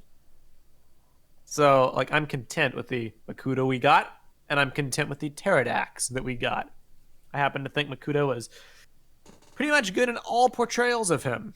If anything, the way he's portrayed in Menog, because of how little screen time it got in comparison to his other iterations, is just another example of Menog being hurt by the inconsistent portrayal of the story and the tone that it told. Because you're right, he in that game is very different. But you got to look and you got to say, okay, so 10 years of Bionicle versus one semi-canon Flash game. Which one takes the hit? And could that Makuta have been better than Pterodax had he been given time to flesh out? Maybe, but we don't know that. It's all speculation. It's wishful thinking, basically. We got to go with what we got, and what we got was pretty good. Chess master villain of the epic plan, his grandmaster plan to take over the universe. I'm content with that. Yes, that's fair. And he does clarify he means the story in general and how Menog has been more mythical. Portrayal, and that just makes more sense. All right. So fair enough. Yeah. I'll echo what Mesa said personally. Neat. Okay, we have one more email question, and we'll move on to the YouTube live chat. This is sent in by Private Duck Call. Not really familiar with this individual. Who asks, which moment or moments two questions. Which moment or moments from any Bionicle movie really define the whole franchise, and which existing Bionicle movie would benefit the most being redone in the current LCU Lego Cinematic Universe animation? Oh boy. Oh, these are good questions. Let's start with that first one. Which moment or moments from any Bionicle movie really define the whole franchise?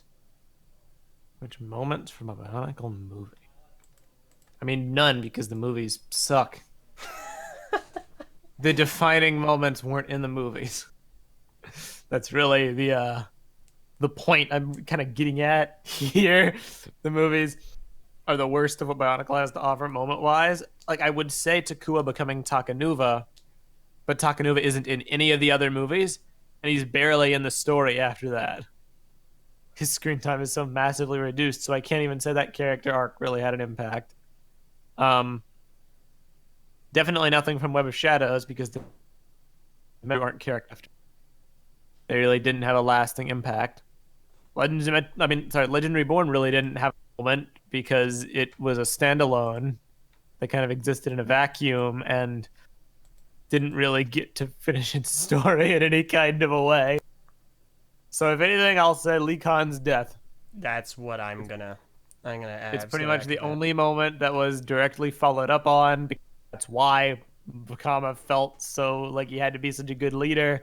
He was living in Lee Khan's shadow. They go into that in the novelization. Like, that's the reason. And it was also just a well-done moment in and of itself that followed the arc of the movie, drove it home to a conclusion, and had an actual stake-driven payoff. Yeah, I agree. 100%. The second question is really good. About which existing Bionicle movie would benefit the most being redone in the current LCU animation. Let's discount TLR because it is the closest to LCU animation, being very set accurate, so I don't feel like it'd be fair to include that. I don't really get where she's going with this question. Because if you're talking like strictly visuals, it doesn't matter. All of them look the same. So maybe like I feel that it would have to be Mask of Light because it's the closest to an intro movie. Like, if I were to pick a movie, I definitely wouldn't want Web of Shadows. And Legends of Metru Nui isn't really a good intro into the Bionicle mythos. It works very well as a prequel movie kind of a thing. So it would pretty much have to be the first one. I think having 2001 be in the LCU style would be better, but 2003 works. Sure, Mask of Light. I'll go with that. And if they ever do, in fact, go that direction, I know someone that they should cast as Leewa. That isn't Dale Wilson. It's Jeff Hughes. Of course. Okay, now we're going to go ahead. Thank you, Private Dakal, for the amazing questions. Okay, let's not go that far, buddy. They were good questions. All right, yeah. Thank you very much, Haley. All right, so let's go ahead and move on over to the YouTube live chat for some questiones. Let me see. Okay, so here we go. First question is from Tesla Effect, who asks, Meso, have you eaten a mangosteen? I have not, but I will be in August. Yep, that is true. I'll be getting my vomit bucket ready. Okay, thank you. Sakota asks, so going back to the movies, how do you rank Clutch Powers? Better than Ninjago, or better or better than Web of Shadows? Clutch Powers takes the #1 spot in my I haven't seen this movie list. Oh my goodness. Okay. Don't worry, I will correct this. Make no mistake, I've seen Clutch Powers. I feel that it's very hard to compare it to the others. So I'm not sure. So I won't say I will compare it. And it's also been a while since I've seen it, so I can't accurately suggest its rank. Okay. Tesla Effect asks, LJ and Meso, if you could pick one LEGO set to have that you don't, what would it be? If you had to pick one LEGO set that I don't have? Yes. Just to, like, own? Yes. I believe so. I mean, I always really wanted Ninjago City, but I could never bring myself to spend all that money on it. Mm-hmm. That's very recent. There really isn't a set that I ever, like, pined for, except for Karzani, which in my youth I really wanted, and my mom actually ordered for me as a Christmas gift from a LEGO catalog, and they just never charged for it, and they never shipped it.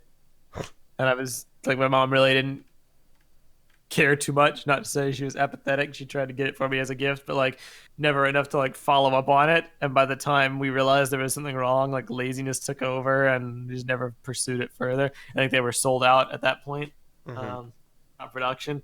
But I was just a weird oddity. Like she made the purchase, she paid for it. They just never followed through with it. We just never never bothered contacting them about it.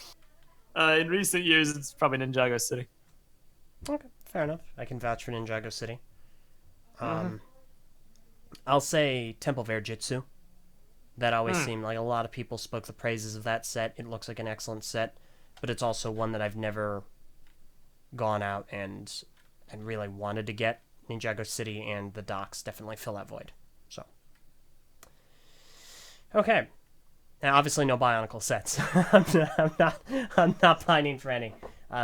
Good news, actually. I did go ahead and squeeze the trigger on getting the last of the '07 system sets. So momentarily, I will own them all.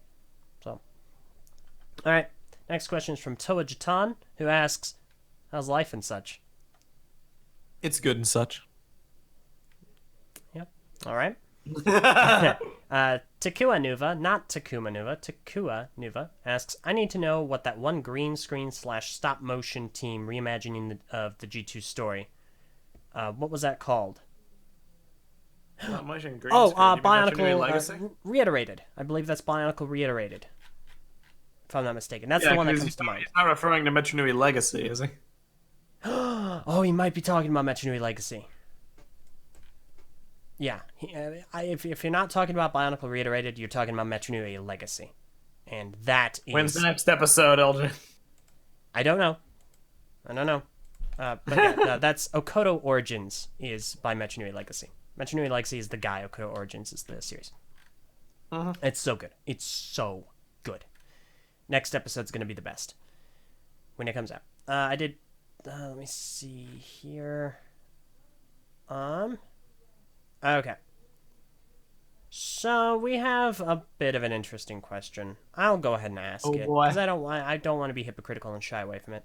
Cubic asks, I've been meaning to ask this, but if you don't want to answer it, I understand entirely. But what are your thoughts on Blank's return to the LEGO community? Sorry if this brings any misfortune and or discomfort. So the reason I'm saying blank is for a very specific reason. Cubic is talking about an individual that was a member of TTV that very publicly was expunged from TTV. We can say his name. Okay. Yeah, no, I mean, that's fair. What am I doing? Jonathan Juan was a former member of the TTV channel and was fired last year after it was discovered that he was manipulating. He had manipulated a lot of the members. He was he had continued to manipulate a lot of the members, basically everyone in the entire group. And among a laundry list of other crimes like borderline sexual harassment. Yes. Generally being a disgusting person in a lot of ways, morally bankrupt. Yeah. Just despicable. Etc. The primary reason for my firing from TTV. Because he manipulated the situation to cause that to happen. Check out Just 2 Podcast for the full scoop there from my side. Anyway, it was all revealed. He confirmed the allegations. He's a disgusting human being, and he was very swiftly kicked out of the community wholesale. He has made a return. It is true. He has made a return, not to the Bionicle community, but he is now a member of the LEGO community under another name. Indeed. And this is what I was talking about by enablers. There are a couple of people specifically that have enabled this and brought him back into a community in some way, shape, or form. They are culpable for any other people he hurts. So the reason I'm not talking about what the new name is for a couple of reasons. First of all, I'm not out for a witch hunt. He is no longer in this community. He has gone under a new name. He's making other things. As far as I'm aware, he is trying to remove himself from the situation as much as possible, which is the wisest thing he could ever do, given that he's not a wise person. It's what he should have done to start with instead of being on an interview like a moron. Yeah, and then confirming every allegation against him with his He could have literally just left. with his legal name. He could have literally just left the community after the initial thing and gone to be like in the Marvel community and been totally fine. But he decided to be on an interview and like talk about it, which is a defining stupid moment. Yes. Go on. So anyway, I don't want to. He's removing himself. He's getting away from it. I am not. Well, what happened. His name is Mud. Any employer looks up his name, they're gonna find out about these allegations. He is done. It's gonna be a miracle if he finds employment again, and nobody looks him up. If he does, it will be solely because of the Bionicle community being so niche. Yes, absolutely. So he's removing himself from it, and that's fine. I am not interested in bringing any more focus to him. He can do what he wants to do. He's separate. I don't want to bring any more focus to him. I don't want people to harass him. I don't want people to go after him for things, etc., etc. That's not my goal. And I probably will go back and I will delete that comment because it does mention the new username. And my intention is not to witch hunt. That being said, make no mistake. If he ever decides to make a return to the Bionicle community or tries to start or instigate anything with any member of TTV at any point, or myself, or tries to leverage any part of that situation, or continues to hurt, manipulate, and disgustingly affect and harm people around him or anyone else, I will 100% start up the locomotive and we are going to get on the train that talks about his new endeavors. That indeed being the case, I do my absolute best not to be a vindictive person. I don't believe that it's going to make... I will state it. I forgive him for what he did. That is not to suggest that I am okay with it or that anyone should forget about it. Or that anyone should just accept the old them. adage is forgive, but don't forget. Yes, 100%. So I forgive him for what happened. You know what? People aren't perfect. People do these things. But I will absolutely 100% say what he did was evil, and I find him to be a morally bankrupt and deplorable human being who is evil. Right? Those things are not mutually exclusive. But that being said, I'm not a vindictive person. I'm not out for blood. He's gone. He's not affecting me. He's not affecting anyone I know anymore. He's not a part of the Bionicle community. So, if he's changed and he's working to change, wonderful. If not, we'll talk about it. We'll cross that bridge when we get there. And I hope we don't have to cross that bridge because every day I don't have to say his name or think about it. It's a good day. Yes. So that's our stance. We're aware, but again, we're moving on. All right. Of course, Lego's going to hear this again, and our LAN application is going to get rejected. Kim, come on! All right. Anyway, let's go ahead and move on. Where is the next question? Okay, Tesla Effect asks, LJ and Meso, have you watched The Dragon Prince? People say it's the next Avatar. No, I have not. I've heard of it, and I've heard the positive buzz behind it. I haven't even seen a picture of what it looks like, so the answer is no. Yep. Nope, I have not. I'll probably watch it when I'm done watching the dozens of other shows people recommend that I watch. My list is quite long. Mm-hmm. Yeah, fair enough. I might get around to it eventually. All right. Next question. Okay, Maniac for Bricks. Is that Joey? It's Joey. No, he's actually going to be on the show in the coming weeks, so I'm looking super forward to that because he's a fun guy to chat with. All right, Maniac for Bricks asks, would you say it is possible to continue a franchise after a long drought, or is it by all logic impossible, saying that the story picks up where it exactly left off? First of all, kick out the impossible. Kick out logic and do the impossible.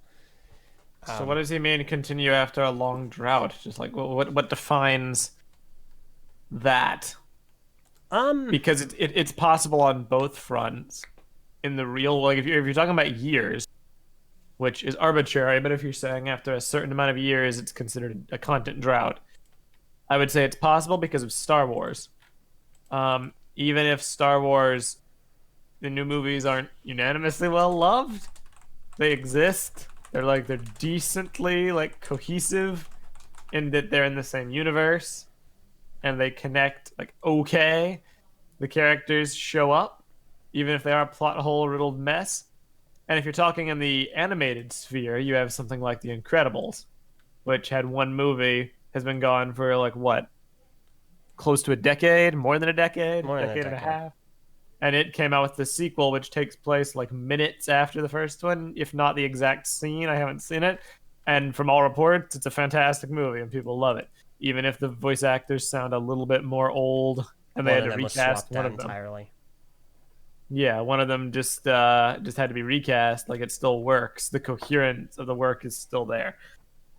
Now it is a little bit tricky when you talk about franchises, and where you try to keep the same cast and pick up where it last left off, and it's like real life. That's a little bit tricky. I can't really think of an instance where that happened, but I'm sure it has. Yeah, I don't know. I think it definitely can be done, but it is challenging. It's one of the things like people say that Bionicle could have come back as a continuation for G2, but I don't think so. It would have been very challenging trying to explain Marindar and Kabrua and Velika and Angons and mutagen infected Antidermis brutaka and Anana and the gold skinned being and the shattered one with the viruses and all these forces at play in a new theme. Like they could have done it, but it would be very challenging and would have taken a skill at writer's craft that I don't believe the current story team possessed. Mm-hmm. But it is definitely not impossible. I remember the other example, Samurai Jack. The ending was hit or miss from what people say, and it didn't pick up immediately. There was a massive time skip, but talk about a content drought there. Yeah. It just jumped right back in, and it was like almost critically acclaimed. Most people feel really positive about it. Yeah. I'll agree. It's I think inherently possible. easier with animation, but it is still possible with live action. Yeah. I don't think it's possible for Bionicle, though, for the record. No, it's done. Yeah. The only way it can happen is if you forget the serials. If we decry the serials as non-canon and we just start off on Spherus Magna, it's possible. Yeah. Fair enough. I'll echo the sentiments. Spartan 1138 asks, what character would you like to see removed from the Bionicle timeline? To yet. Agreed. Just to yet. Alright, moving on. Let me see here. The Secret Walrus asks, how does the community now compare to around 2010-11 when Bionicle had initially ended? I wasn't around then, in any capacity, so maybe you could add some insight. It's interesting. I would say, well, obviously it was a lot more active. There were a lot more people doing things. I would actually say it was a lot more positive because people like that. This is right after Greg Farshchi had that, that quote, if the fans had just stopped talking about it, and Star Trek never would have come back. So just talk about it, be engaged, be involved. And so a lot of people took that to heart, and they started a lot of initiative projects. This is true. It was definitely a more positive environment, even though it was juxtaposed with the grief. Just because I'll take like grief over endless cynicism any day. Yeah. And like I'm one of the most cynical people in the world. It's true. So that says something.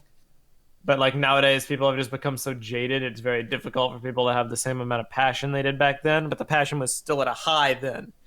It was just juxtaposed with a lot of irritating people who like misunderstood the message and decided the best way they could do is to like rebel against Hero Factory and have like riots in the streets and make 1 billion petitions on change.org like that was going to do anything.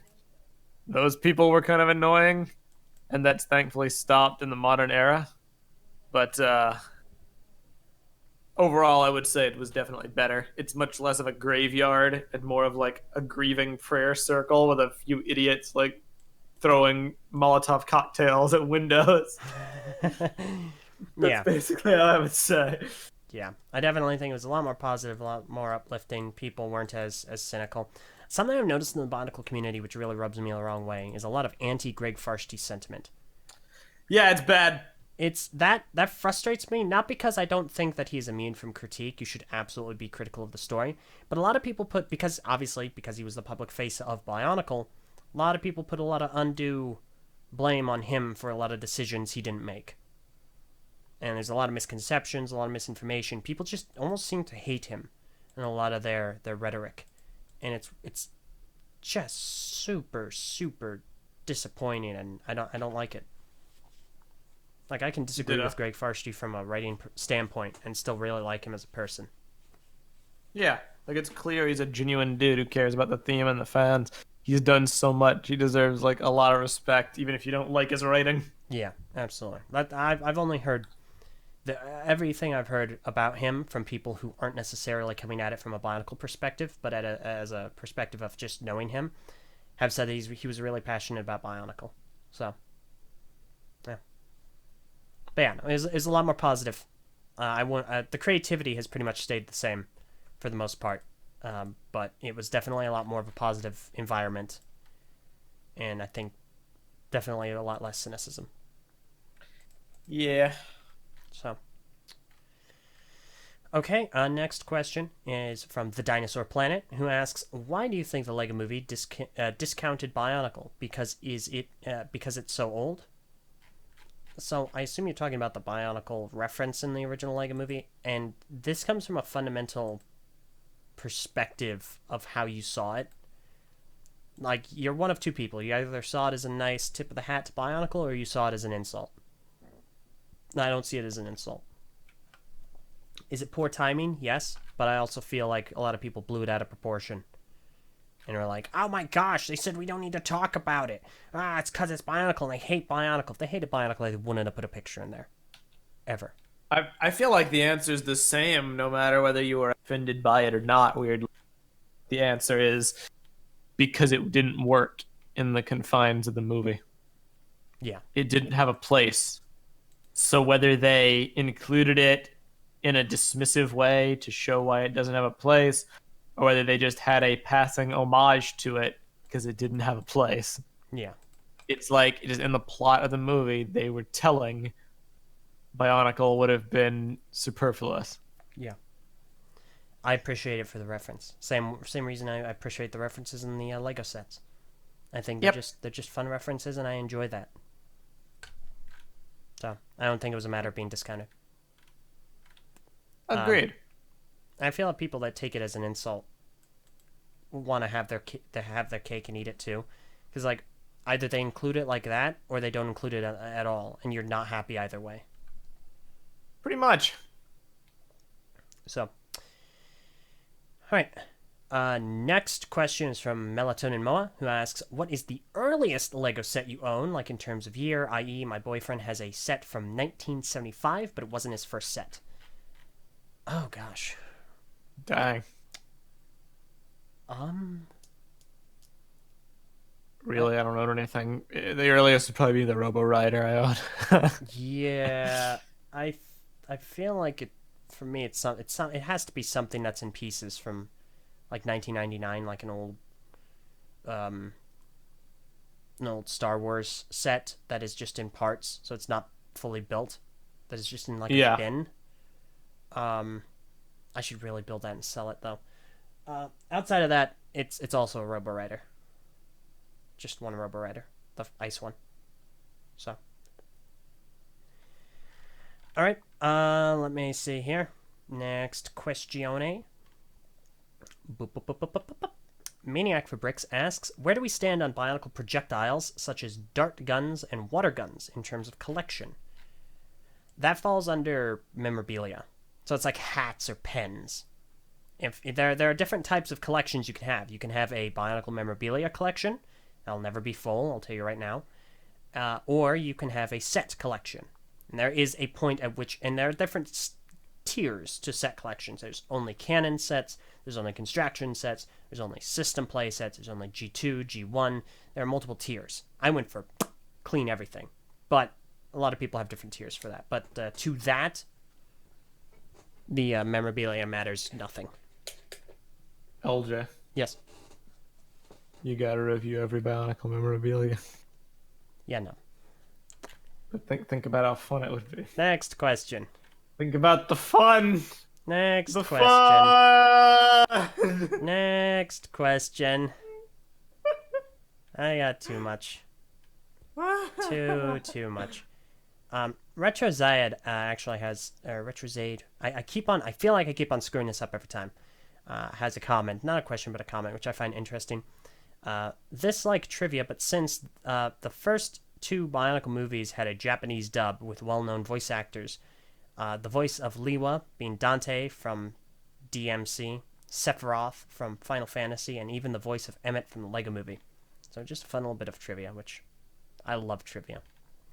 This means now I need to reach out to Chris Pratt and say, hey, let me be the voice of Emmett. I have something I need to prove. Okay. Perfect. Anyway, we're almost done here.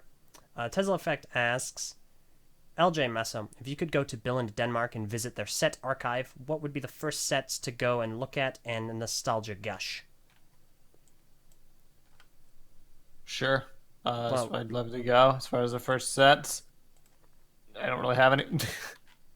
There's no like amazing set that I would really want to see, but I would like to be immersed in the history of Lego and explore a lot of things that are outside my my periphery of interest. There's just no specific one that I would go after necessarily with a fervor. Mm-hmm.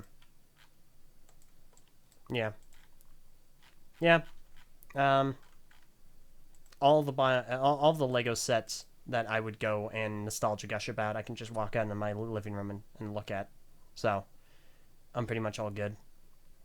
I will definitely at some point in the future be visiting Denmark. I have a date with a spaghetti pizza. Oh my god. A Friendly Oats Also, asks... Oh, yes? You skipped over one of Tesla's questions, which I wanted to talk about. Oh, I'm sorry. I did not mean to do that. Which I'll one read is it. LJ and Mesa, do you believe the LEGO Cinematic Universe is getting close to cancellation due to the LEGO Movie 2 not performing as good as hoped? Oh, yeah, I apologize. I didn't mean to skip over that. It's a good And question. I'm going to answer your question with an article. Oh, boy. Not to just necessarily parrot what the article says word for word, but I just think it's fairly indicative of the usual of the current vibe in the media as for this movie. It was a Forbes article by one Scott Mendelson, senior contributor. Why the Lego Movie 2 is a franchise-ending box office failure. Oh. And he generally says, I'll read a little portion. Well, Warner Brothers is probably going to have a pretty healthy 2019 slate. They suffered a pretty big casualty right off the bat. Despite strong reviews and a much beloved predecessor, the Lego Movie 2, the second part, has earned just 97.1 million domestic and 164.6 million worldwide after a month in theaters. It still has China, Australia, and Japan left to go, and it could break big in China in 2 weeks, but the Lego Movie didn't even play there in 2014, and the Lego Batman movie made just $6 million there. As of this moment, the $99 million budgeted animated sequel may end its theatrical run with less than double the budget. What that means is that we've probably seen the end of the Lego theatrical movies for a while. Whether the Lego Batman movie and Lego Ninjago movie diluted the brand, audiences realized that there wasn't that much of a difference between the theatrical Lego movies and the deep breath 19 direct-to-VOD DVD Lego movies, 19 Lego short movies, 14 TV specials, and 16 TV shows at home, which I don't agree with that point, but I kind of get what he's saying about oversaturation. Or audiences just didn't care about the further adventures of Chris Pratt's Emmett and Elizabeth Banks' Lucy. Either way, the movie's said to earn around 60% less than the Lego movie's $258 million domestic cum and around 40% less than that 2014 release's global cum. Yes, the domestic drop is bigger than the overseas drop, but it's still a huge come down. More importantly, it's probably going to make less than Warner Brothers' Smallfoot, which was a relatively well-reviewed and original animated feature. Well, I mean, I guess it was based on an unpublished children's book, it says, but regardless, it's mostly original. But they go on to say that the Lego Ninjago movie didn't just bomb, but it made noticeably less than Warner Brothers' original animated film Storks, which had grossed $75 million domestic and $183 million worldwide. on a $70 million budget. So for reference, and this is the fatal comparison, if Lego Movie 2 ends with less than 183 million worldwide, then the last two branded Lego movies will have earned less than the last two wholly original Warner Brothers animated movies in unadjusted worldwide grosses. When the IP is performing weaker than comparative non-IP content, that means that the IP is potentially acting as a deterrent. At this point, Lego is hurting Warner Brothers animation brand. Ouch. So to answer your question, yes, I think it will be a miracle if we see any more Lego movies. The only chance is that maybe they'll release a Lego Batman 2 just because they were working on one and Batman is like a sure thing.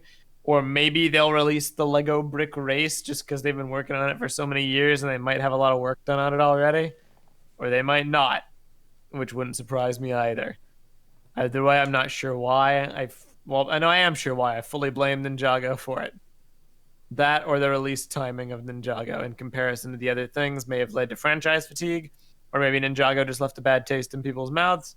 Either way, there was momentum there, and now it's all shot, and yeah, it's probably over. Somewhere in this world, Haley has felt a disturbance in the Force. I don't totally agree, but I don't totally disagree either. I don't think that we're seeing the end right away. I think we're probably going to see at least 2 more movies, and then we'll see where things go from there. Because if the DCEU did not kill Warner Brothers, I don't think the Lego Cinematic Universe would. So, if they can recover from the catastrophe that was the DCEU, I think they can recover from this. All right. So, fair enough. Okay, cool. In that case, Friendly Oats asks, what's your least favorite set of any theme?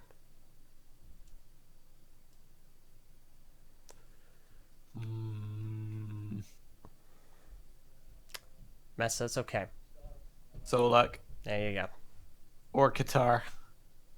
I flip-flop between the two, if I'm being honest. I don't... I think I'll still say Solak just because Qatar tried.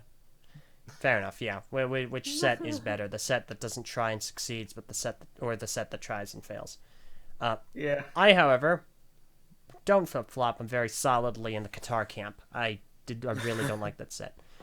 The reason I don't like it, I built Solak and the other Avtorn and went, okay, yeah, I like these.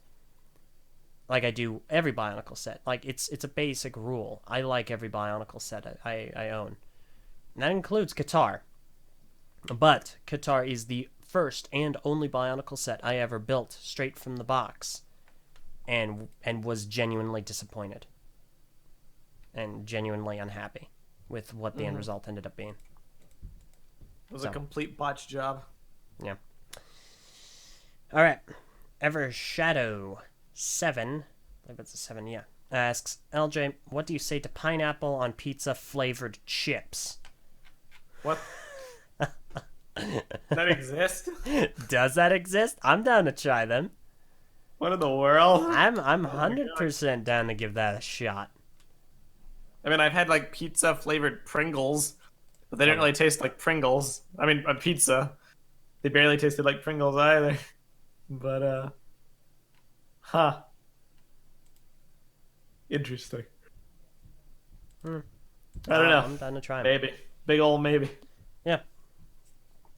All right. Tesla Effect asks, Meso, will you eat a Snickle around the same time you'll try a mangosteen? If LJ makes one, yes. Because I think Snickers are gluten-free, right? Yeah. As far as I'm aware. I checked and they were, but we'll double check. Check. It's one of those situations which I don't think they're like 100% gluten-free, but they don't contain any ingredients. So the only risk is like cross-contamination. So yeah, it's an acceptable risk for the meme. Awesome. I won't say that I'll make the Snickles at Brick Fair, but I'll try. Because it would require us to go and get a giant container of like really large pickles, and then also some Snickers. So we'll see. We'll do it. Okay. All right. Let me see here. Dinosaur Planet asks, What would be some advice for a new person in the Bionicle community like me? I've been a fan for a while, but just became part of the community. Don't let people like me sour you toward the experience. Don't end up like me, a jaded shell of a person. Be merciful. Like, I don't know, you're new in the community, but I don't know if you've like been Bionicle content. If you're still interested in Bionicle enough to join the community after the botched job that was G2, you have a level of patience that should be commended, and I hope you really enjoy your time just living it up and like talking to people about stuff. As far as actual advice, I don't know, like I guess it depends on what you're good at or what you have fun doing. Like I started in the community and I was like, I think I can write okay. I like writing fan fiction. Later, I determined I couldn't write okay. I was actually a pretty bad author, but I still had fun doing it, and I wrote a bunch of stories, a bunch of fan fiction.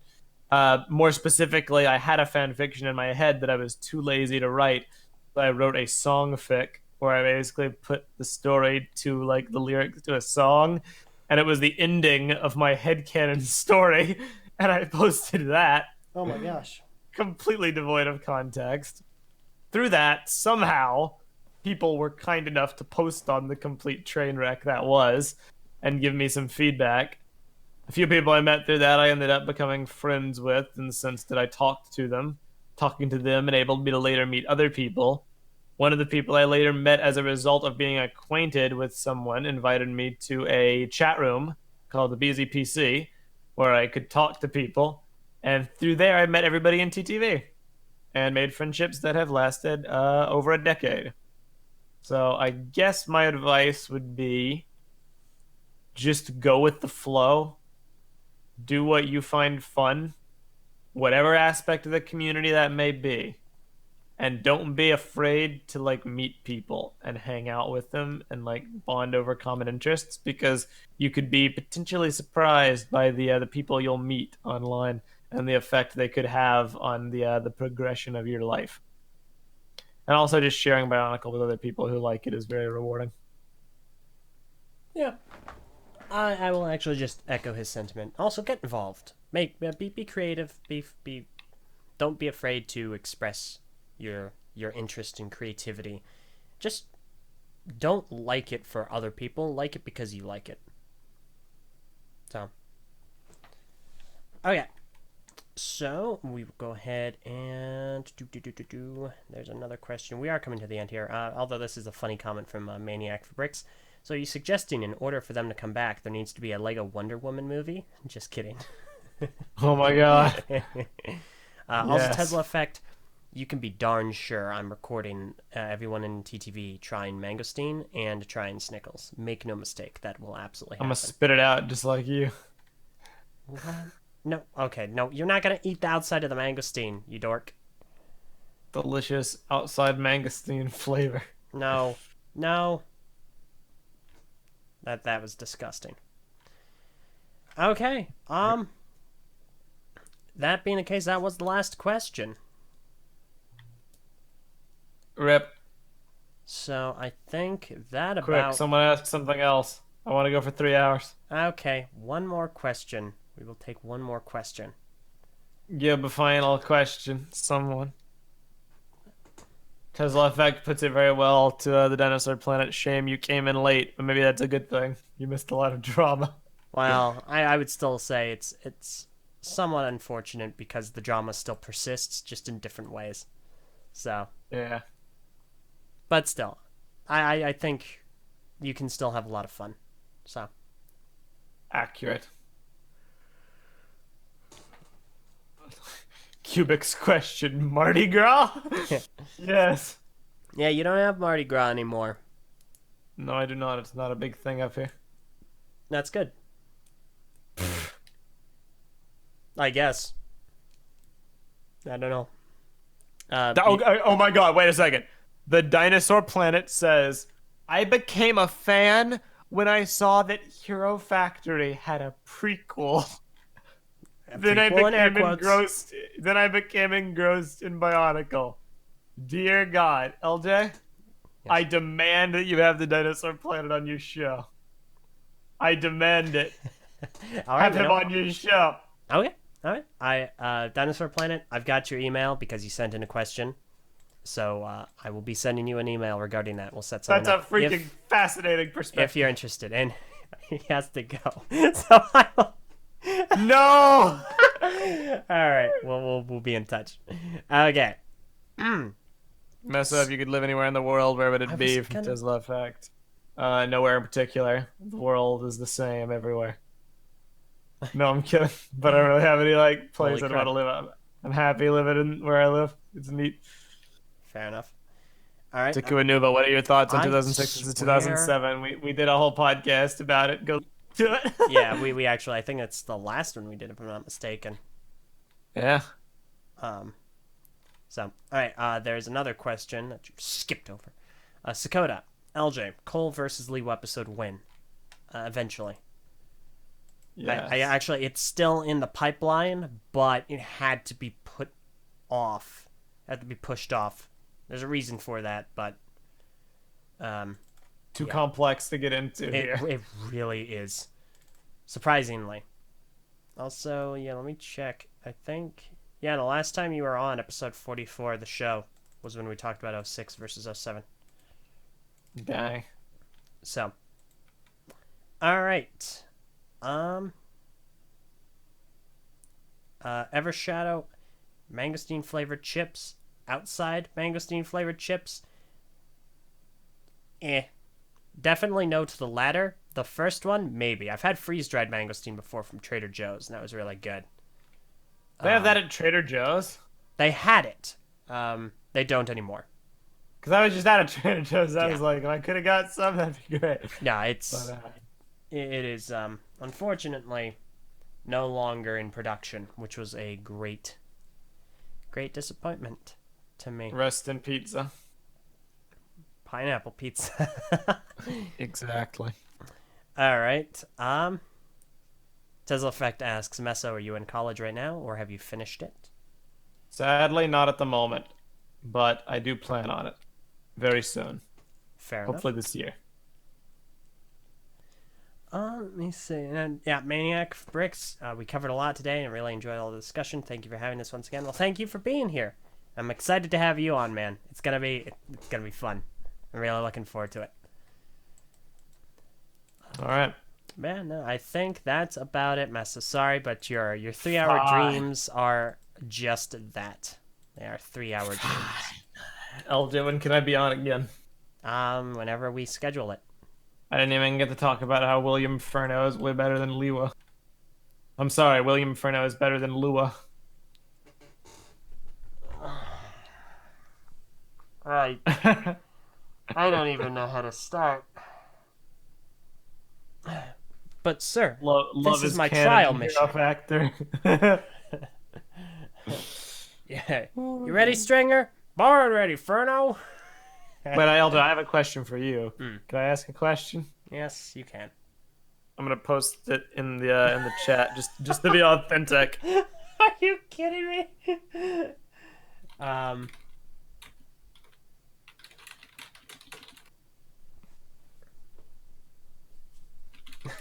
We still have more questions. Gosh darn it.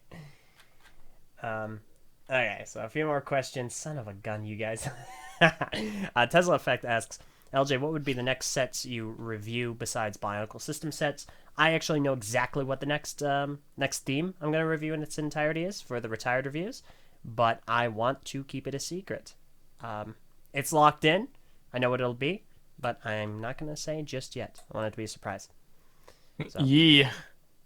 Cubic asks, LJ, what's your middle name? My middle name is Excellent. That's not my middle name, but I love my middle name. I'm not going to reveal it, but I will say my middle initial is D. D as in David. So, but I'm not going to reveal my middle name. Sorry. LJD Luffy. Okay. TTV Mesonak asks, LJ...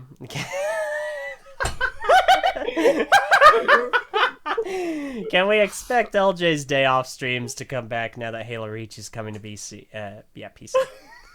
Maybe we can actually see you play the game this time instead of a static image.